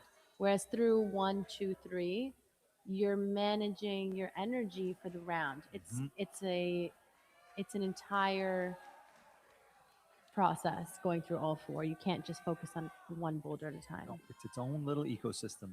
We saw that synchronized tops there from Joshua. Evangelina Briggs, very strong climber coming out of Ontario, about to hop on women's one, and Luca hopping on men's one. And she's brushing all the holds, so those are a bit slopey, so that's going to help her get some more grip. And it gives you a little bit of information. Sometimes climbers will brush holds that they sort of don't need to, just to see how much of the brush disappears in behind it. You get a feel for how good holds are. And over here, Rena working through matching and making this look powerful, but also not powerful, if you know what I mean. So strong, so controlled. Yeah. Keeping her feet on a lot of the time. Really strong core. You're basically in a front lever position the whole time you're in the cave, and just campusing out of the cave so easily. Great shoulder power. Hand heel up into that sloper. Evangelina. Flashing this boulder. Beautiful climbing. Made that look very, very smooth, as did Rena. You saw her try and go high heel first to try and be a little bit clever, and then realize, no, the campus is the way to go, which, I mean, it's crazy to think, especially if you are not super familiar with that style of climbing, that campusing a boulder would be the less powerful. It's more efficient. You're just spending less time screwing around. Like, oh, let me just jump to this hold, and then I'll get my feet sorted, as we come through it. And the core is such a major component of the body. So as soon as you get the feet on, you're firing up 90% more of your body. And if you have the power and the strength in your arms to just do the pull-up and campus, it is more efficient, 100%. And you get to actually relax your core a little bit, because you do want some of that swing. You want some of that leeway to control momentum through the lower half of your body. And I like to make a parallel to boxing, is that, it doesn't, you kind of think, well, why in boxing would you punch somebody in the body? Because over time, it's so fatiguing and to it tense. and it affects the rest of your movement. So when your core is tired, it's hard to get your shoulders in the right position. It's hard to get your feet in the right position. It's hard to get push-pull movement around. So if you can take a little bit of the stress off your core, take every opportunity to do it. There's a lot of standing around and staring, which is what happens when you have hard boulders. Molly Dreyer, I would have said, would have kind of eaten this for breakfast. It's her type of climbing. She definitely has that in her skill set. But maybe just getting a little bit stumped by the opening move. And this one again, it's so tricky. We can't really see on the screen, but every single hold on women's 4 is dual text. So the entire palm on that hold that she's jumping to is completely slick. So nothing to press against.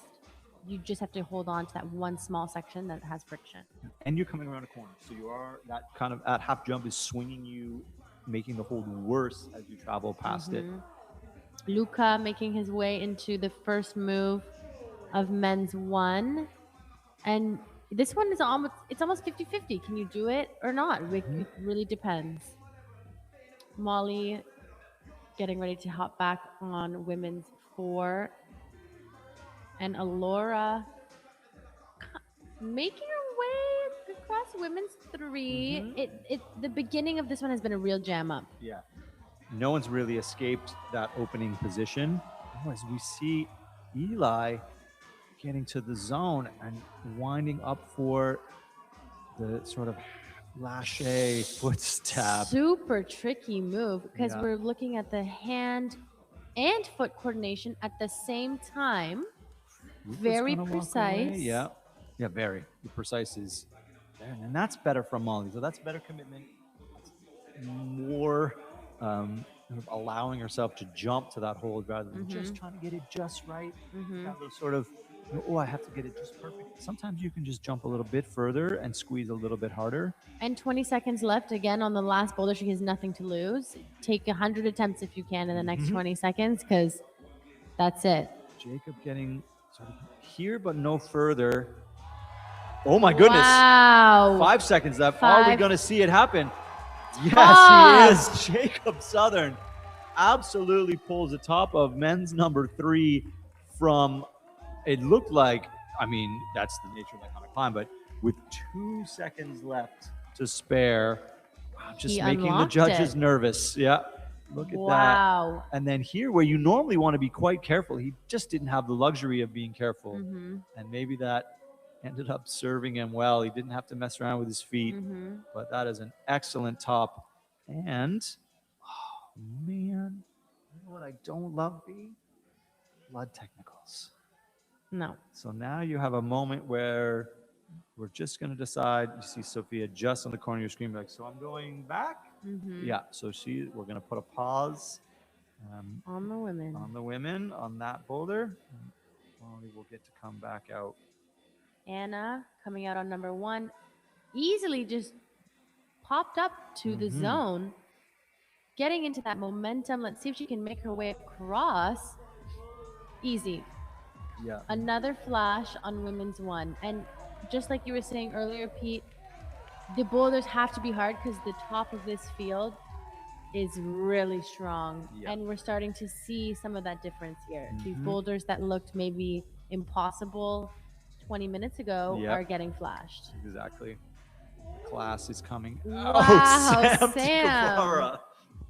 He could do that. He's so strong. I think he with it's just a little micro beta is sticking that. And Elna has just sort of missed the step up into the opening move. Don't overthink it. Don't overthink it. Lucas on men's 1. A bit tricky.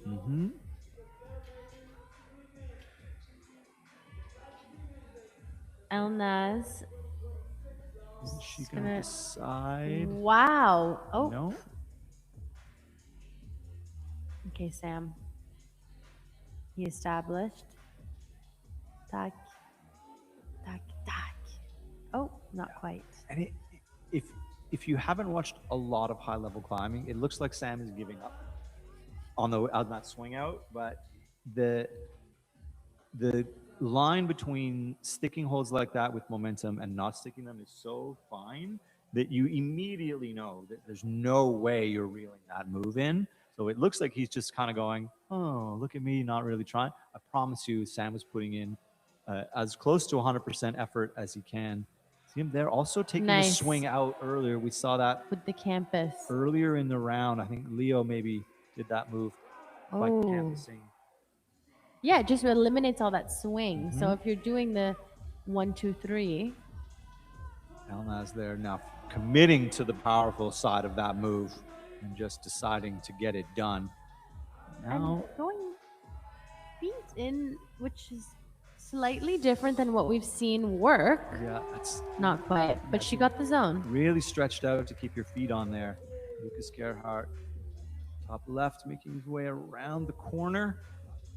Come on, Luca. And I'm also not sure why there isn't someone on boulder 3 for the women. The mystery continues. The mystery continues. Dun, dun, dun. Yeah, I got no texts. I got no text coming in. 1 minute, 30 seconds to go, Elnaz. Looks like she's getting a bit tired to me. It does look like that. You're right. And then Sam brushing. He stuck that move to the zone last time. And so he's managing his time to give one more good try with the goal of getting to the top. It looked like to me on his last try, his foot accuracy on that lache move over into the press, again, a lot going on, his foot just missed the foothold a little bit. Yeah, not a question of not being, in the right position, just a question of that being such a low percentage move. Can he get back there? Sometimes that's the problem with a boulder like this, is that there's so much power in the opening, and he does. So a little bit more careful. Oh, you see him, he dropped his right hand there, trying to make that, to shorten the move for his foot, and then just missed it. Taking his shoe off right away. That's not necessarily a good sign.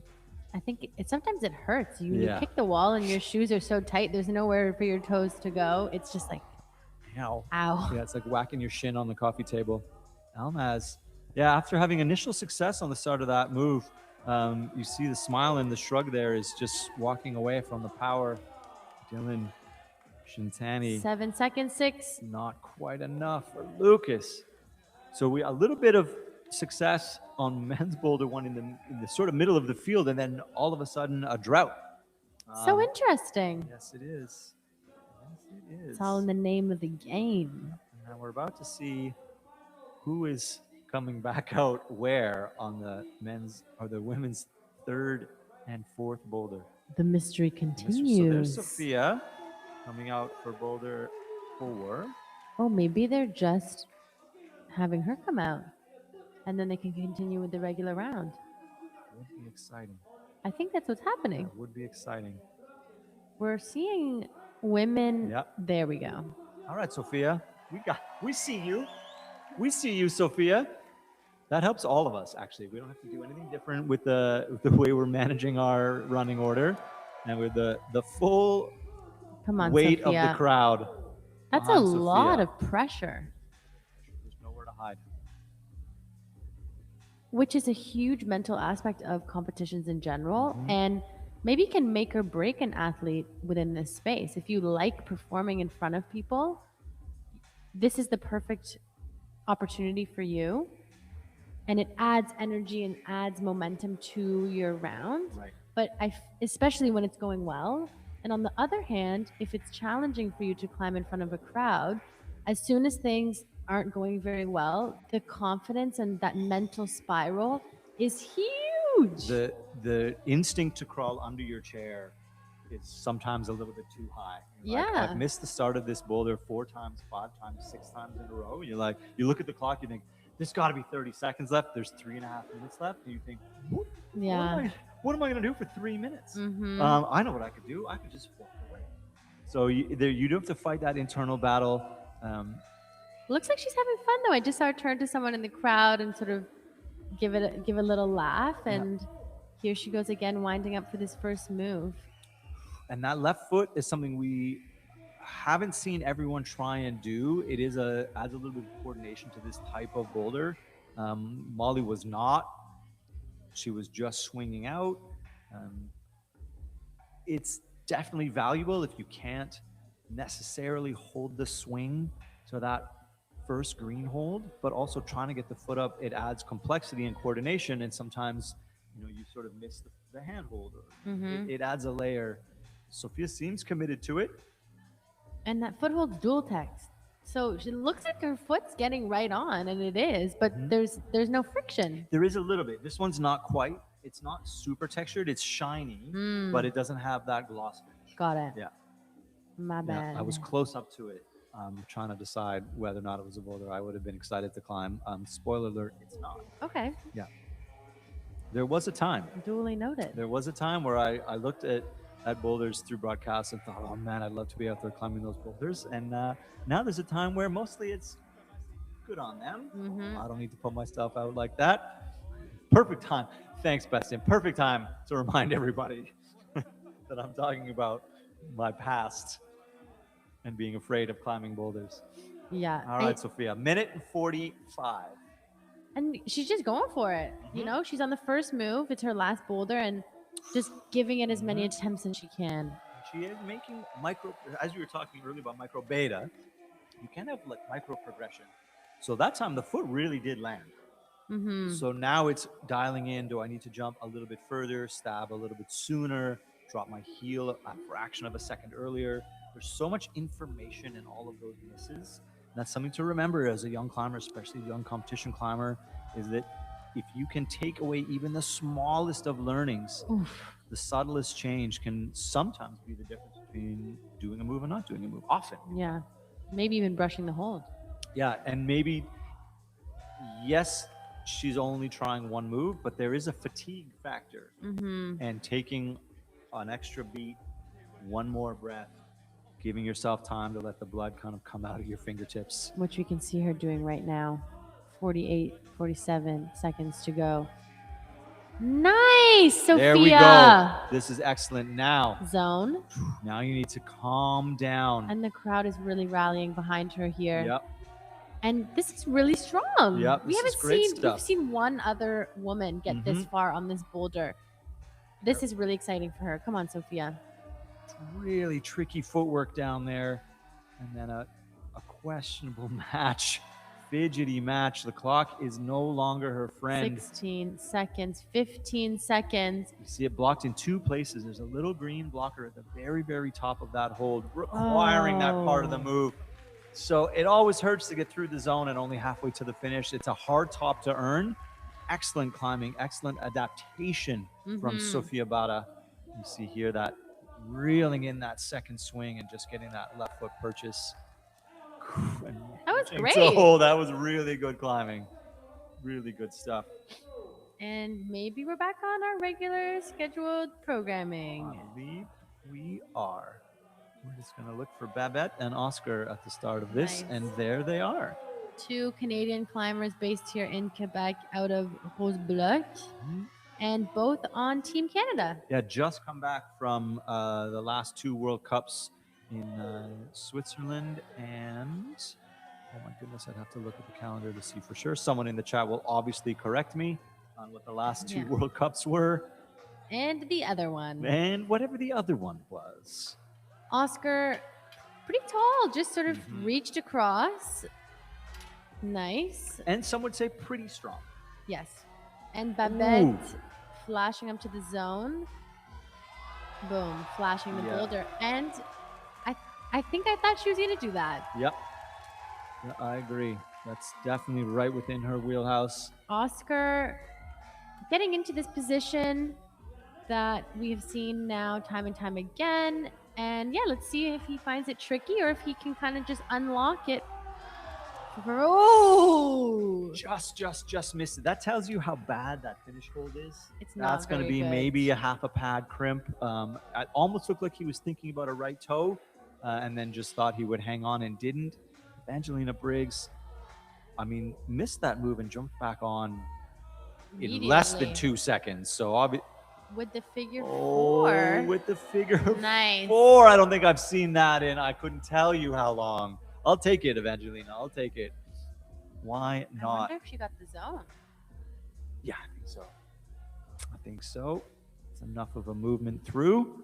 Figure 4s are actually very hard because your entire body weight is on the one hand and the one arm. And to me, it was really interesting to see her do that on that hold because a lot of the women could barely hold on to that hold. Yeah, it's definitely a decision. And Oscar kind of getting on right again pretty soon. Pretty quick. So maybe that speaks to how successful he felt that first try was. Or maybe how not close sapping, it was. Yeah, how kind of quote unquote easy it felt to get back to the top quarter of the boulder. But clearly he was right because he slipped off earlier. So he was good to just sort of get back on and leave himself more time. People standing and staring. Men's 3 has really been very shy with giving away progress. Lots of people have gotten in the position for the zone, but a lot of weird footwork required. Oh, wow. I mean, Luca just trying to do men's 2, 1, 2, 3, 4 with the foot stab. Angelina does go back to the figure 4. Yeah, maybe now throw it out. Trying to do this hand heel on what's a pretty small hold. Oscar goes left hand. Interesting. And missed. So now you start to have a little bit of that heart rate come up. So a boulder that he thought he was going to flash, and then he missed the first move, and now he's attempt 3 is like, oh, I'll just try my B side beta. Speaking of B, so B now, you've tried it in your A decision. Yep. And then you've dropped to your B decision. Neither have worked. How do you know which one to go back to as we see Luca Boivin stick the foot drop? Can he top the boulder? Gorgeous boulder, in my opinion. Climbs really well, too. Can he stand up, or is he going to try and get that right foot? He looks pretty strong to me. This is so uncomfortable. And the angle change is severe between the slab and the gorgeous. Really good stuff. You could. And he's excited. Very he's really excited. Oscar getting back on. I'm curious to see which beta he tries. I think maybe he's going to go for the flash beta. Yeah. And yeah, I guess you're just making a decision based on whatever you felt like was closer, which you're getting, again, back into these sort of very minute differences of sort of getting like, just gauging what felt better for you. And we've seen both. He does go back to the A and just slows it. Yeah, like, hey, how about a little love for a top over here? Interesting. Yep. He did go back to the first beta, made it look very smooth, very small adjustment. Who's he having a look at down there? I'm so glad he didn't forget to match. I've seen that before. Stressful. The one hand celebration. Yep. And then walk no away. top. No top. So right on you, Oscar. Rena. So we haven't seen success here. 8 seconds. Alora having a hard time on women's 4 and Jacob men's 4 also proving to be extremely difficult. So Rena getting stumped, getting the zone, but getting stumped in any way of moving past it. And you saw how well she climbed the opening couple of boulders. So boulder number 3, an absolute brutal boulder. So here we far. see Evangelina's figure 4, which was so dope. Yeah. I mean, massive respect for giving it a try. Whether or not it was the right decision, only Evangelina will know for sure. True. I'm not going to talk about the fact that my spreadsheet just put on me. Well, we've got Helen coming out for the women. And Matthew. Rodriguez. Just like that. Helen breezing through the first move. Yeah. And Matthew also making his way up on men's 1 with the span. Matt's been climbing really, really well this year. Ooh. That was a great try. Anna Kelly doing the swing through. So really strong. good catch. You're right. Strong is the word. Wow. Sam Tikavara down on men's 3. And Josh Gerhardt getting punched in the nose by boulder 4. And a flash to zone, which we haven't seen that much of, and then falling on the same move Sabrina fell on earlier. So Curious to see what she decides to do. She has quite a bit of time. Pretty good first try. Very physical boulder. Yeah. Elnaz, boulder number 3. So will we see success in boulder 3? Facing out. Yeah. And we're walking it back around. Helen Let making a swing. Come on, Helen. And Amelia making her way up women's 4. Yeah, look at She's that. moved past the zone. Well, Naz getting ready to step up for the zone. So women making progress all over the map right now. That's a good top from Helen. First try, second try is not going to matter in the sense of the standings. Helna's getting denied. But Amelia, just trying to make that span move. That is really, that's a complex way to do that. Anna Kelly back here. And will she does get a little sneaky hand-foot match. Is that helping though? No, the foot comes out anyway, but she does make it stick. Just swinging around on boulder number 2. Rodriguez pushing away. And here she goes, Anna, coming up to the last hold. Super strong, hand heel, top. Just the way Lucas did that move. Hands and feet moving together. That was as clean as we've seen anyone do that move on men's 2. Matt Rodriguez looking at the clock. Elnaz getting back up on the bottom left of your screen. Can she set up for this zone move? That's the furthest we've seen any women get. She's moving towards the zone. And not quite. Not quite. Grabbing that hold is going to be so tricky because, oh wow, men's 2. Lucas on the last hold. I mean, it takes them twice as long to do the last move as it does to do the entire beginning of this boulder. Just trying to find the position that works. Not getting really stretched out high. Wow. Lucas getting the feet up and a little half smear, and that So pushes strong. them up. Yeah, really good top. I don't know if we've seen anyone else do that way with the right foot on and then the left just coming up. No. Yeah, people are either getting kind of crossed up and looking for the hand-foot match, or they're trying to stay low and tall. I'm surprised. I'm surprised he hasn't unlocked this opening move. I'm not worried yet. Yeah, these are our 3rd ranked Yeah, we're getting into qualifiers. Yep. So we're watching our qualifying podium. The top 1, 2, 3, yeah. or 3. We're watching of- 3. Yeah. We're watching the bronze. So Elnaz back into this position. Yeah, the foot is so high. That's a pretty big move. It's a big move. The hold is tipping. That part of the wall is tipping kind of away from you to a flat hold. There's no in cut on those yellow holds. That move is really, really burly. And they're blocked. So it's really hard to tell exactly what you're going to and to gauge. You said that like it was just, and they're blocked. And they're Come on, blocked. guys. Help them out here. Sam Tugavara not being able to unlock the footwork through there. A little bit small box for tall climbers. Yeah. Sam's one of the taller climbers. It's definitely a small box set of moves through there.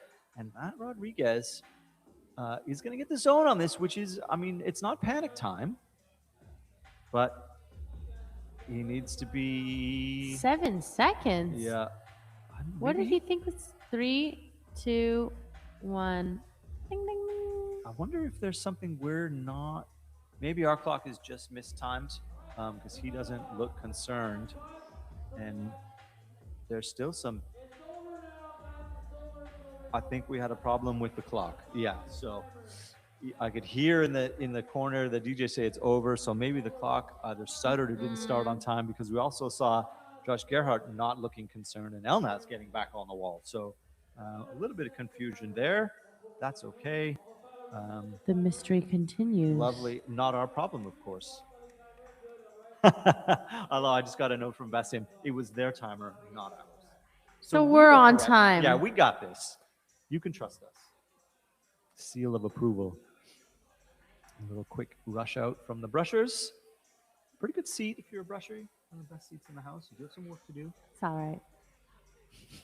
Do have some work. And now there's a little pause, so maybe we've confused everyone else in the field enough they were just going to hold them until we get the clock fixed. Yeah, I think the athlete's clock Yeah. had an inaccuracy. And then it's a perfect time if we need to fix a blood scenario, Mm-hmm. just to make sure we get everything set up as it should be. Mm-hmm. Okay. Now I think our clock. Now I'm worried that our clock is wrong. So I feel that our clock is a little bit off.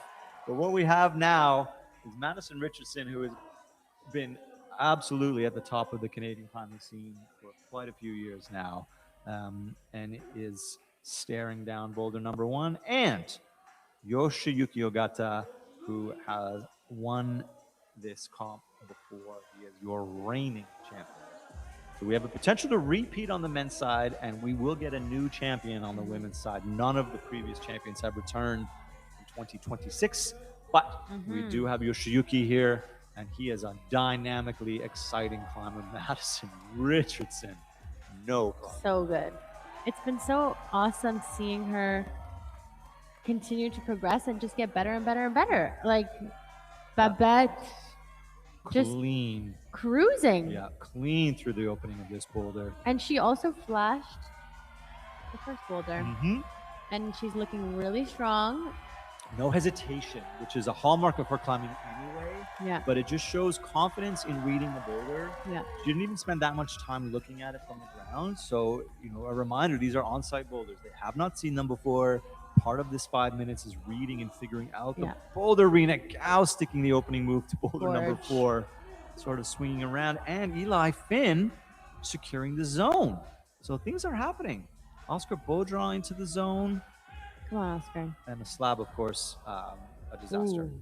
Yoshiyuki, this will be his 3rd try on the opening of this boulder. So interesting. Yeah, he is on the shorter side and is staying a little bit maybe too far to the right. Might just not be ready to commit over into that press of the volume as we watch Rena move through the trickiest part of women's number 4. Yeah. This transition. So delicate, very precise. Everything's on a weird angle, and you're tired. So She's climbing back. Is she just trying to find a place to make this match? Oh my goodness, Rena, if this works, how will you climb back out of it? Or is she just looking for a micro shake? she's just taking a second. Okay. Victor, Oh, and reaching all the way across. Interesting. I'm trying to remember how we saw this done before. Violet's kept her feet underneath and just made the transition a little bit smoother, as did Sophia. Yoshiyuki figures it out, and I would not be surprised to see him top the boulder first try. And Victor here. sticking the Lachey move on men's 2. And let's see if he keeps the low feet. Oh Rena, my God. God. My knee hurts just looking at that. Victor, just zero hesitation. Oscar. Not Victor. Wow. It's okay. Victor's not here. They're Victor's brothers. not here. Oscar, zero hesitation. Yeah. Just moved straight into the finish and didn't even take a pause, and boom, match top. Match top, gone. Stunning. He's so strong. Yeah, job done. I mean, when they get focused, when they get in the zone like that, sometimes it's, I'm going to say a fun comp. There's a lot at stake, $12,000 in prize money at the BLOC Shop Open. So, yeah, there's something to climb for. Yeah. But there's somehow less pressure than maybe a World Cup where you're coming for your country.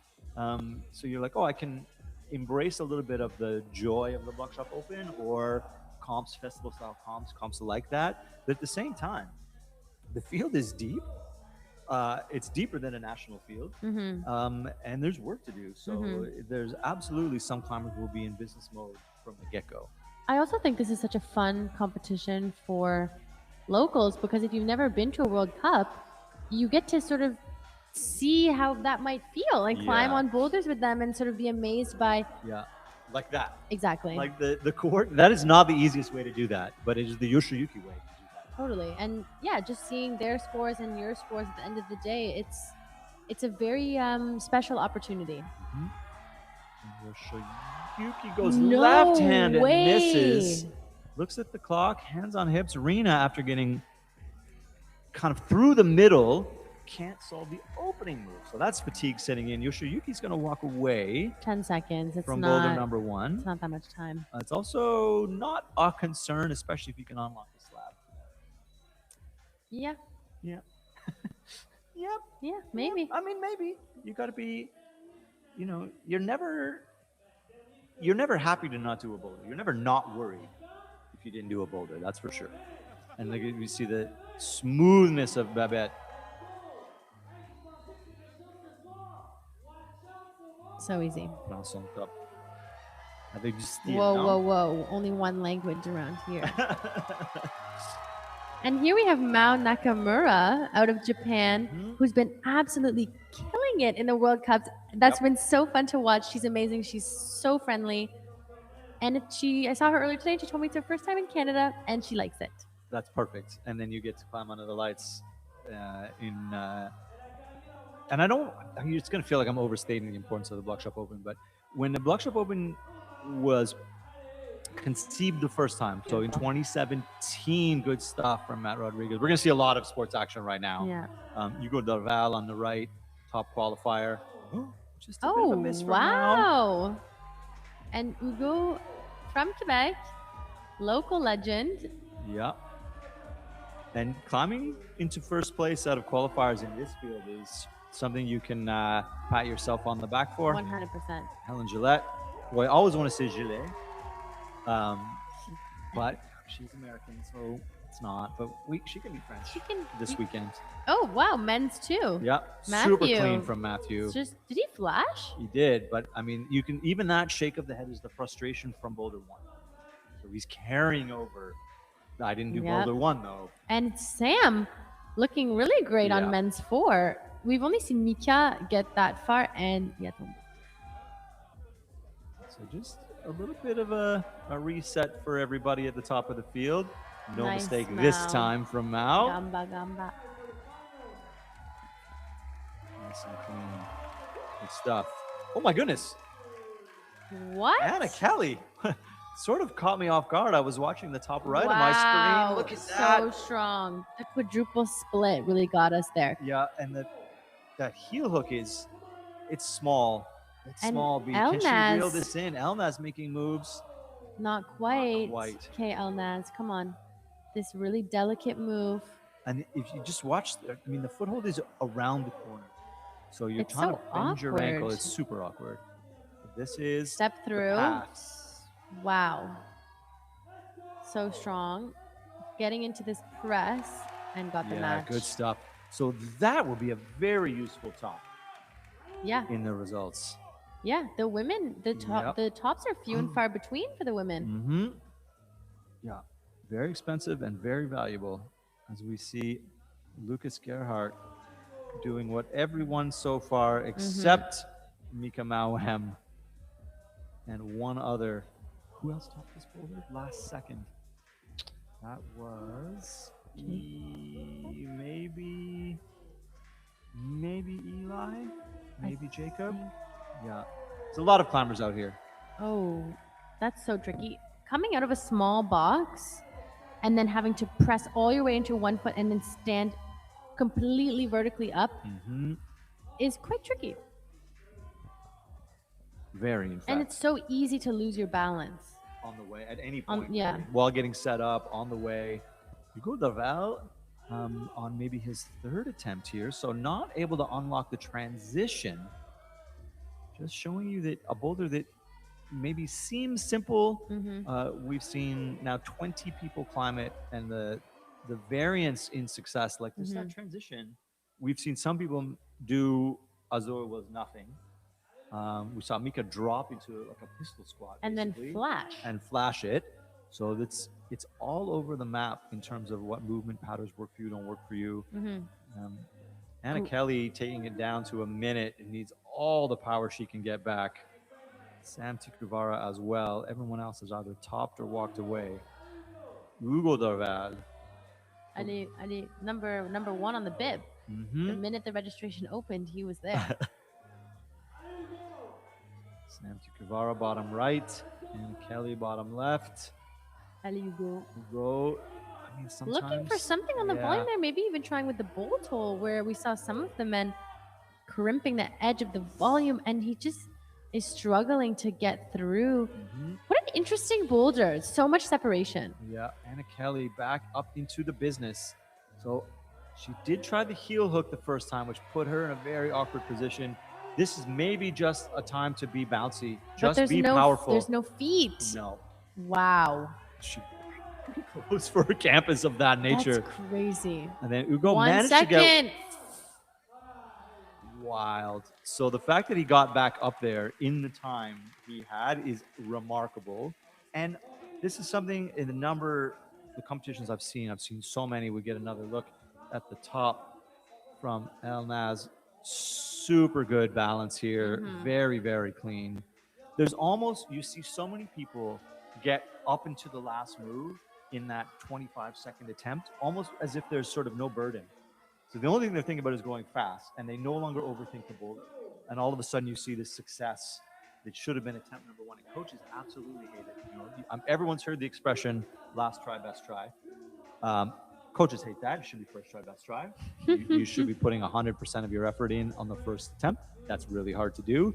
But a lot of times, that desperation needs to kick in to fuel you to kind of squeeze that extra 1 or 2% to actually get you to 100.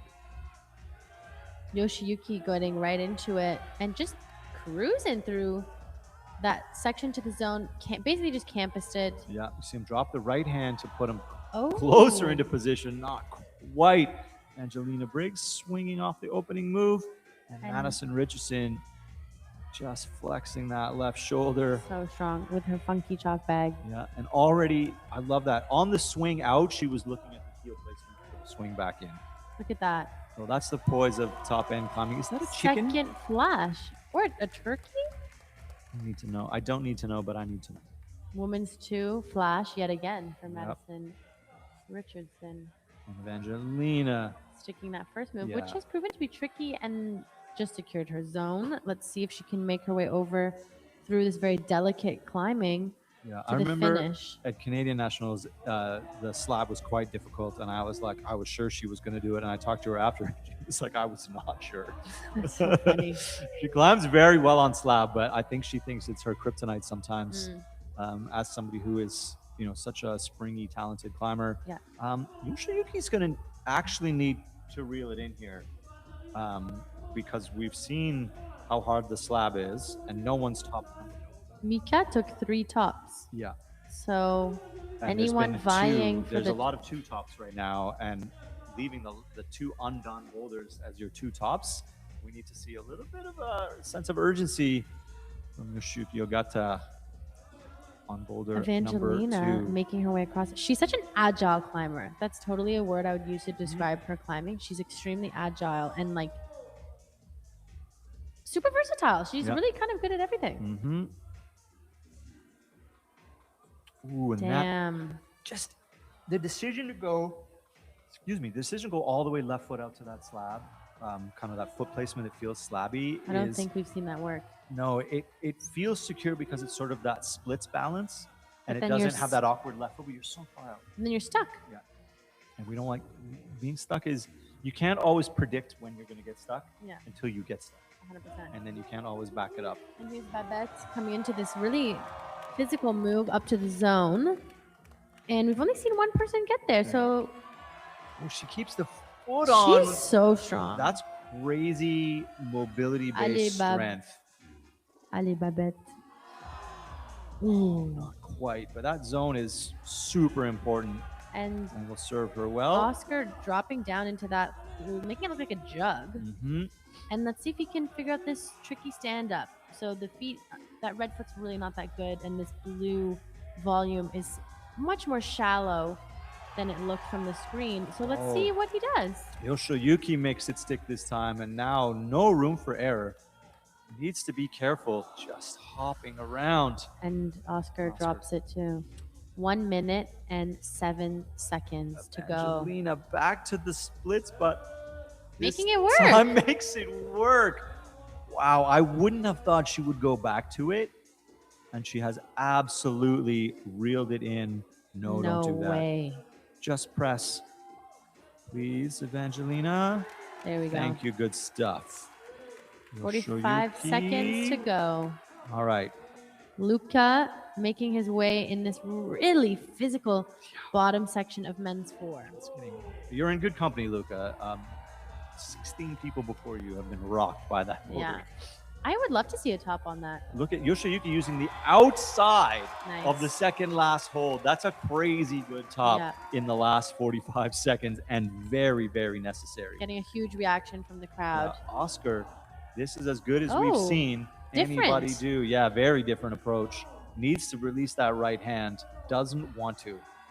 What is happening? That bet makes it stick. Can she finish the boulder? Oh! So Oscar close, almost and had time it. has run out. Bet getting so close to the top of that. So Oscar just not enough. And then look at this approach. Decides I don't need to press underneath that. Just his thumb. Yeah, that's a really good adaptation. He fit into that. Yeah. He's fitting into that perfectly. Didn't need to move his feet around. Just went with, I'll just be a little bit strong. Right, we're getting down to it. No one on boulder number one anymore. Wow. We've left boulder number one. For some people, that's a distant memory. For some people, it's still burning a little bit. It's hard, B. How do you let go of the boulder you didn't do in 5 minutes? It's really hard.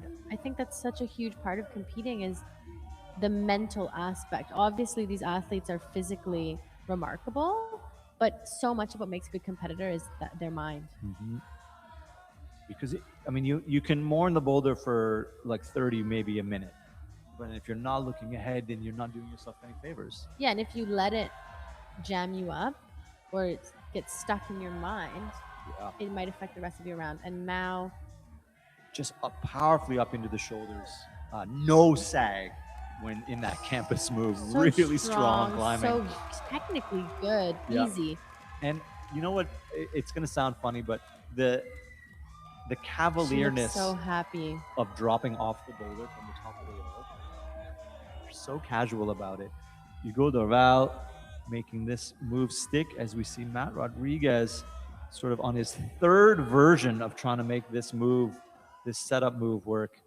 Anna Kelly in the opening of 4. Nice. And meanwhile, Hugo still getting Taking through the his last time. 2 moves. Yep, taking his time. I think it can be really tantalizing when you're Mhm. so close to last fold. You can literally touch it. Mhm.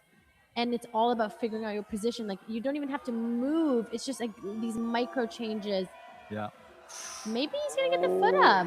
He is going to get the foot up. So we've seen a Wow. few people try, but nobody successfully get through there. Meanwhile, down on the bottom right, Lucas fighting through the zone. We've only Wow. seen one other attempt get that far, and Anna Kelly has solved the middle of boulder 4. On that last press. Just needs to be careful. Nice. Yeah, great job.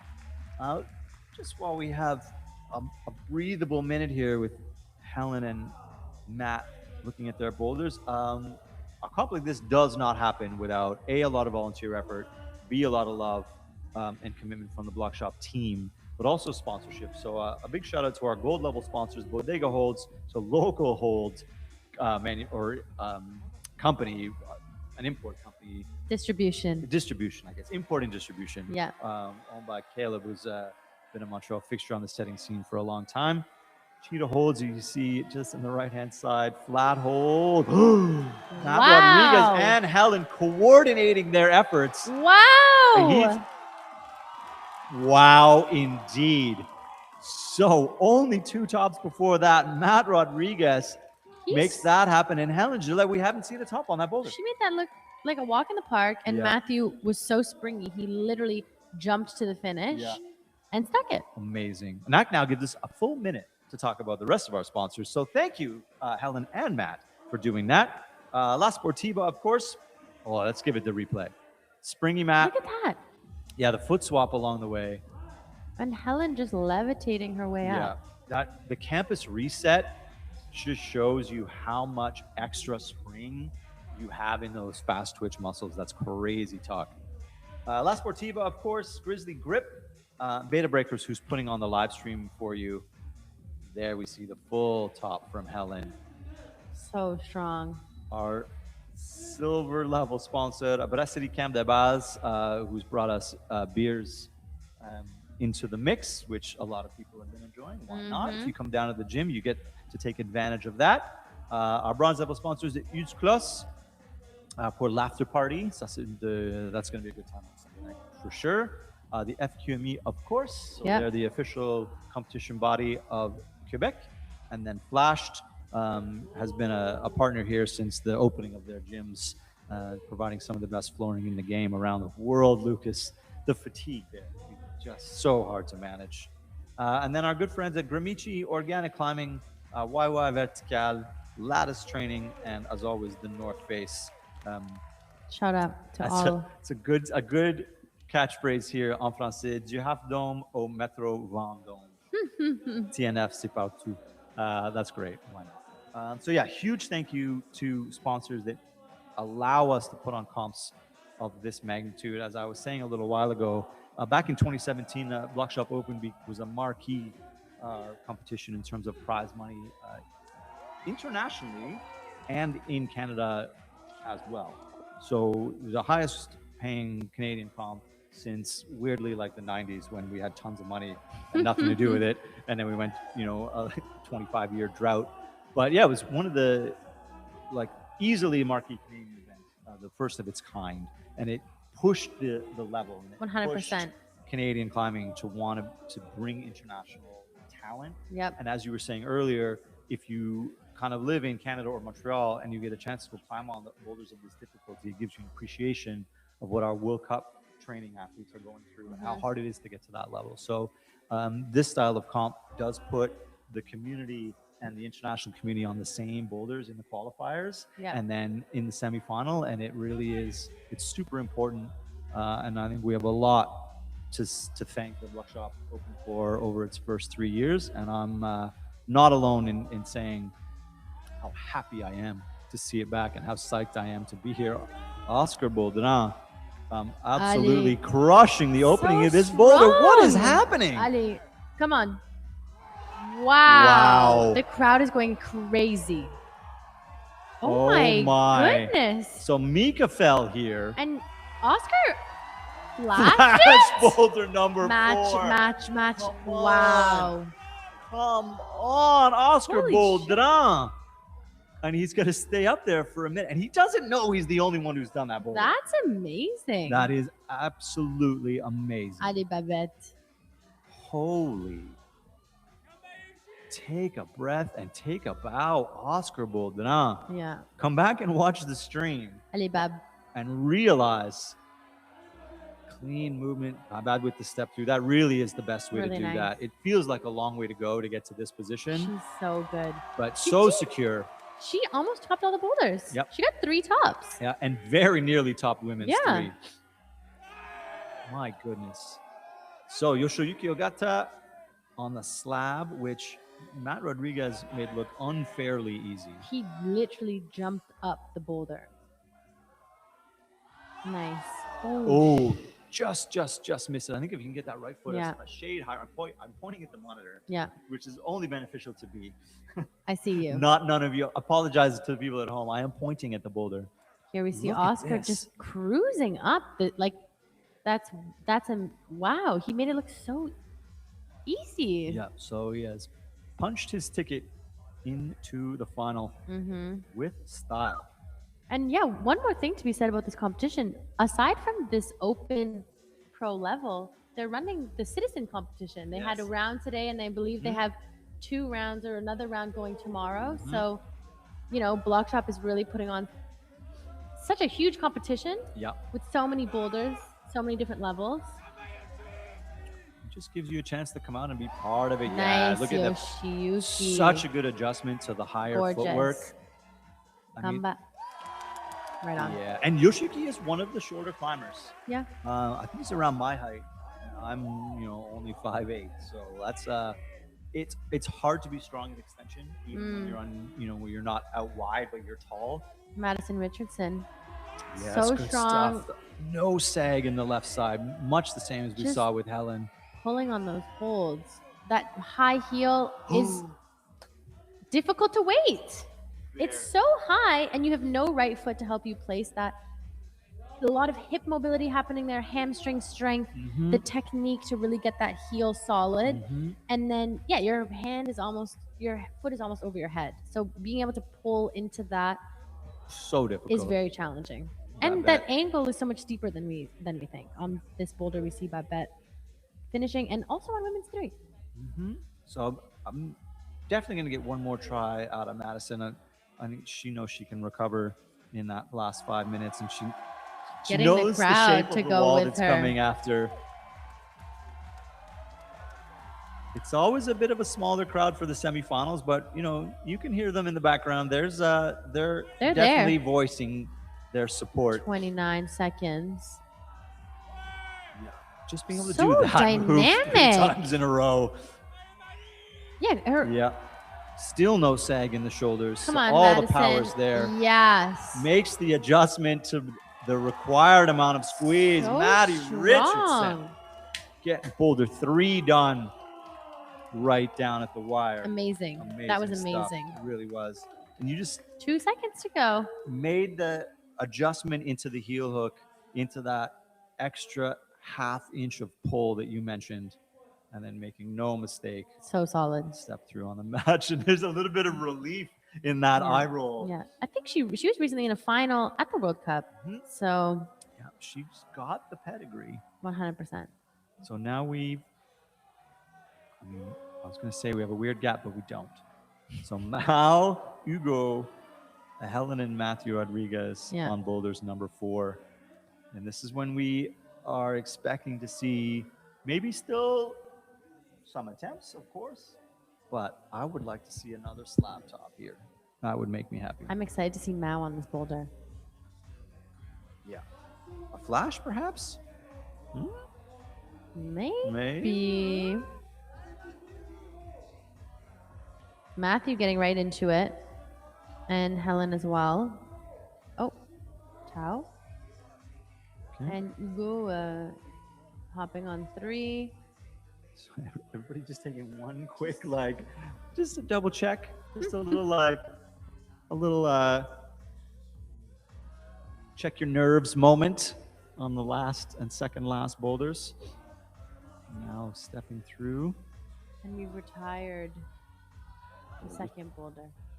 Oh, now. Just come. Okay, Helen. Yeah. Stuck the first move on women's 4. Hugo going dynamically rather than the fidgety matches we've seen up to this point and making it work. And Hugo, I'm curious to see how he does this last part. Oh. Yeah. Just sort of testing all of the foot variations in very quick succession. Helen getting low into this match. Yeah, that's good stuff. And he's going back to that. This is not going to be the way. It's too far away. No. But, him opting to step on that red hold. Yeah. Always we see Helen cleanly topping that boulder. And having just a quick look over her shoulder. Mao struggling on number 3. But yeah, seeing Hugo sort of opt to step on that red hold maybe is giving us some insight into how slopey that blue hold is. Because it looks like a massive volume from here. But it's not. Yeah, he's avoiding it for sure. The angle is not friendly. No, but sometimes it feels secure. Like you look at that, the right-hand side pull sort of invites a left foot drive.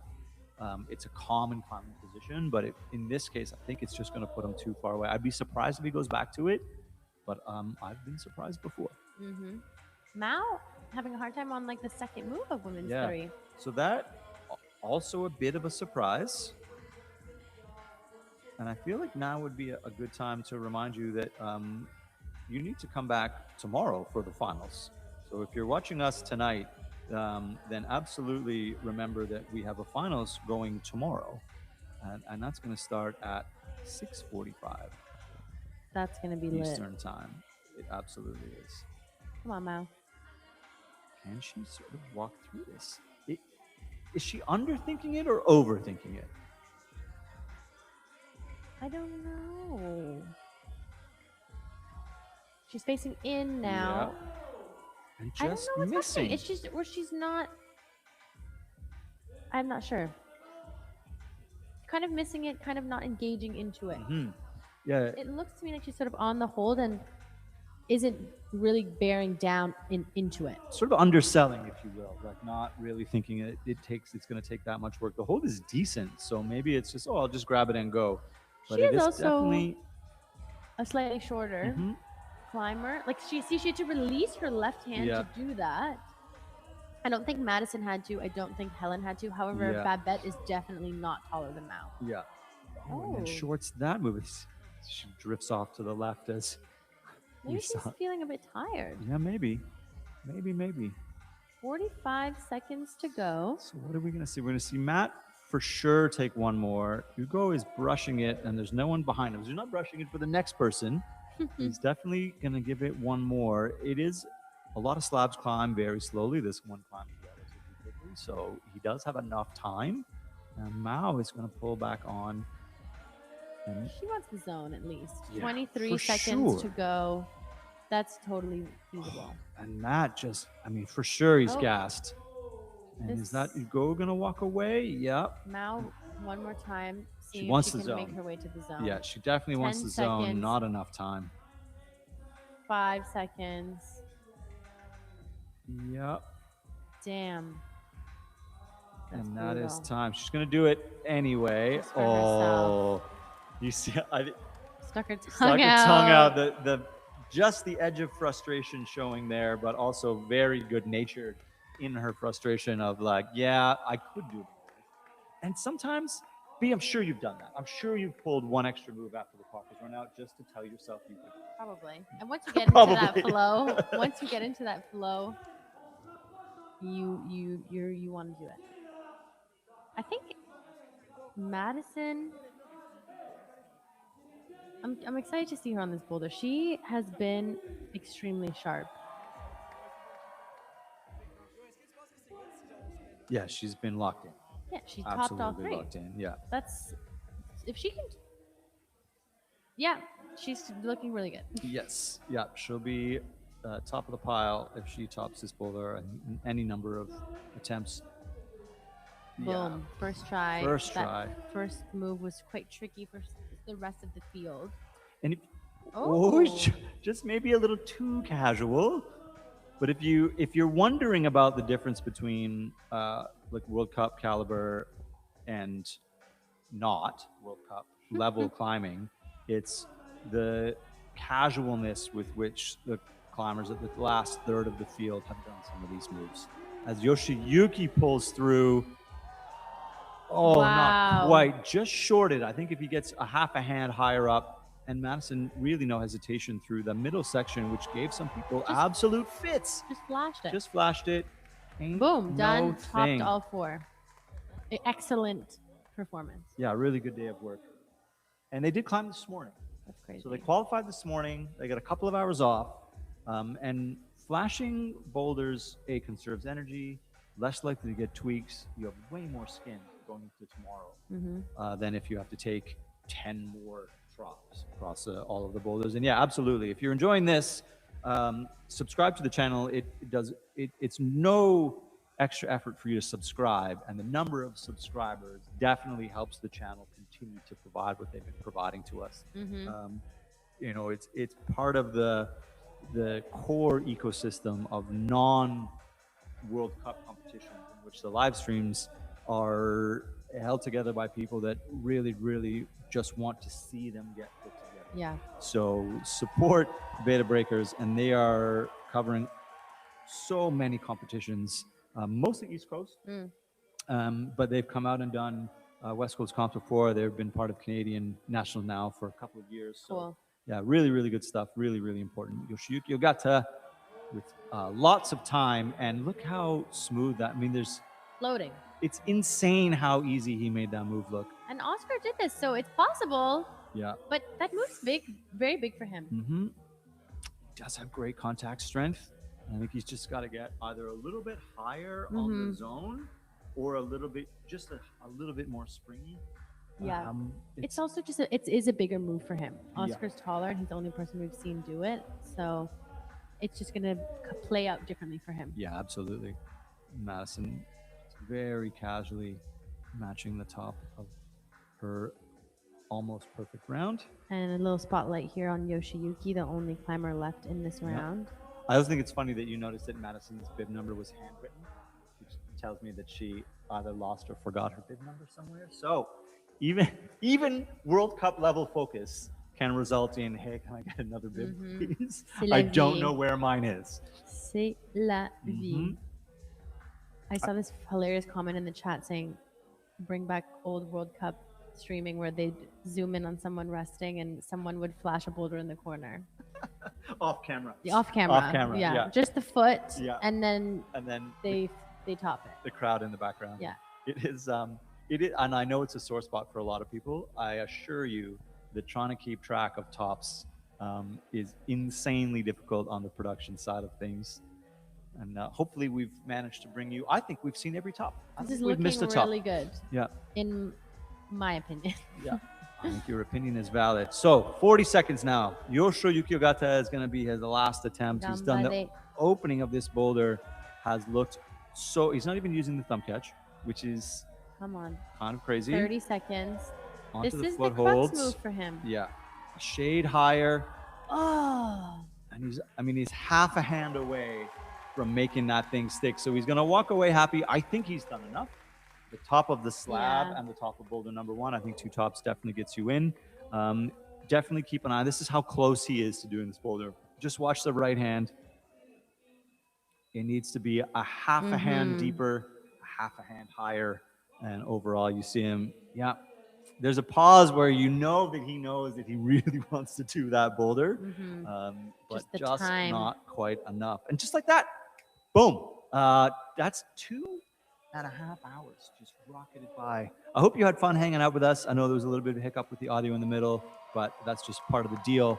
I thought that was an absolutely fantastic semifinal. Oh my goodness. You know what? 2 more to go.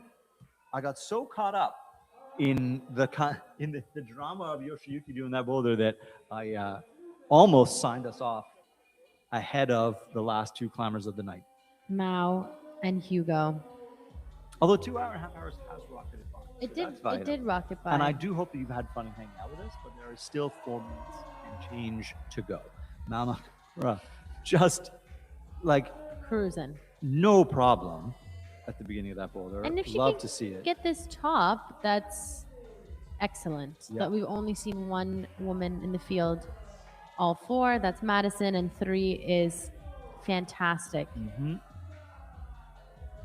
And it's still semifinals. Yep. Come on, Mao. Hugo looking really strong, flashing to the zone. Great Mao stuff. flashes Mao the boulder. Flashes the boulder, comes off, sort of waving along the way. Come on, Hugo. Hugo gets a big swing. Wow. Just comes up short. The Mao fatigue, you can tell. so happy. Yeah. Yeah, a high five on the way off the stage. That's an excellent semifinal performance. That's also an excellent day at work. Yeah. Yeah, and again, it's just the semifinals. So at the end of the day, if you're through the round, you're through the round. And the ranking is tomorrow in the final. That's where they say you just got to get in. Doesn't matter if you come in 6th. Doesn't matter if you come in 1st. Anything can happen. Anything can happen in a final. The only thing that affects an end result is a string of ties that would lead down to your semifinal result. So I don't know that I've seen a count back requirement in a big time competition final in years and years. I can't remember the last time I saw a count back period. Yeah. So you just got to get into the show, and then you can put your skills on display. Hugo Darval just letting the clock wind down to get some rest and some recovery. So powerful. Physical, like the whole beginning, and yeah, he's taking a rest because, you know, maybe he can see if he can stick that move to the last flat hold up there. It looks more straightforward after that. You see Mao. Just gonna say, you see Mao topping on the left. We didn't want to miss the start of Hugo on this boulder. We'll get back to the replays later. And worth reminding everyone that you mentioned earlier in the broadcast, the angles on this wall, because they've changed, you feel that they've let off. But where he is now is 45. At least. And the next panel is, 30 degrees overhanging. So Yeah. it doesn't let up. This doesn't suddenly become vertical climbing. It's still steep here. This flat hold is also overhanging. So Hugo needs to drive and keep that core Come on, tight. Hugo. Damn. And you see the foot is coming off. So he's starting the movement upwards and then doesn't have enough. That left hand is not pulling down anymore. And here's that replay. Mount pretty easily flashed that boulder. Yeah. A few of the women took 6 or 7 seconds to match to find the right position.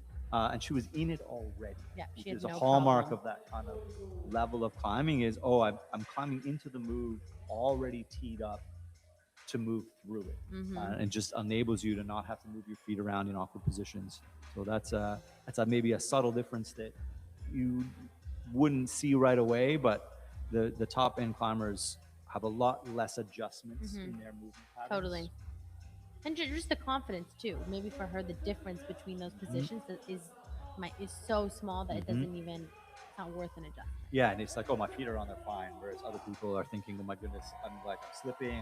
Do I drop my heel? Do I not drop my heel? Like there's way more noise in the background. 45 seconds to go. Hugo really let it pass and is going to give it one more try. Yeah, one full solid. He's going into this left-hand high version. Hugo Daval, take us home. Allez, Hugo. Yep. 28, 25 seconds. Ali. Big push now. Ali. Big push, Hugo. Come on. Damn. Oh, he got his left hand a shade higher. The left foot stayed on. Not quite enough. I don't think it's going to affect his visit to the finals. An excellent afternoon, evening of climbing. B, I hope you had a good time. I had a blast. Thanks for having me. It was super fun. Thanks for your insight. You've been climbing for so long. You have a lot of knowledge in there, a lot of movement knowledge. It was great to hear your perspective on things. I hope you enjoyed watching at home. Absolutely make sure that you come back and watch the live stream tomorrow. 6:45 will be the athlete introduction. Same place on the Beta Breakers channel. Keep your eye on social media. There'll be the finals will get posted soon on the BLOC Shops page. And if you're in Montreal, come climb tomorrow in the Citizens Comp. I don't even know that all the positions are filled. Or come down and add to the vibe in the building. You know it's going to be a good time tomorrow. I did the Citizen for fun today, and I had a blast. And also, it helps run the competition. Paying for the registration, you're contributing to the community, you're contributing to the pool for us to run this competition. So why not? Come have fun, support the local climbing industry community, and check it out. It's an amazing competition, and it gets you a ticket to watch the finals in person. Exactly, and you might get to climb some sick boulders that you didn't have to think of on your own. Ladies and gentlemen, that is going to do it for the semifinals of the BLOC Shop Open 2026. B. Evans, Pete Woods, we are signing off. We will see you tomorrow.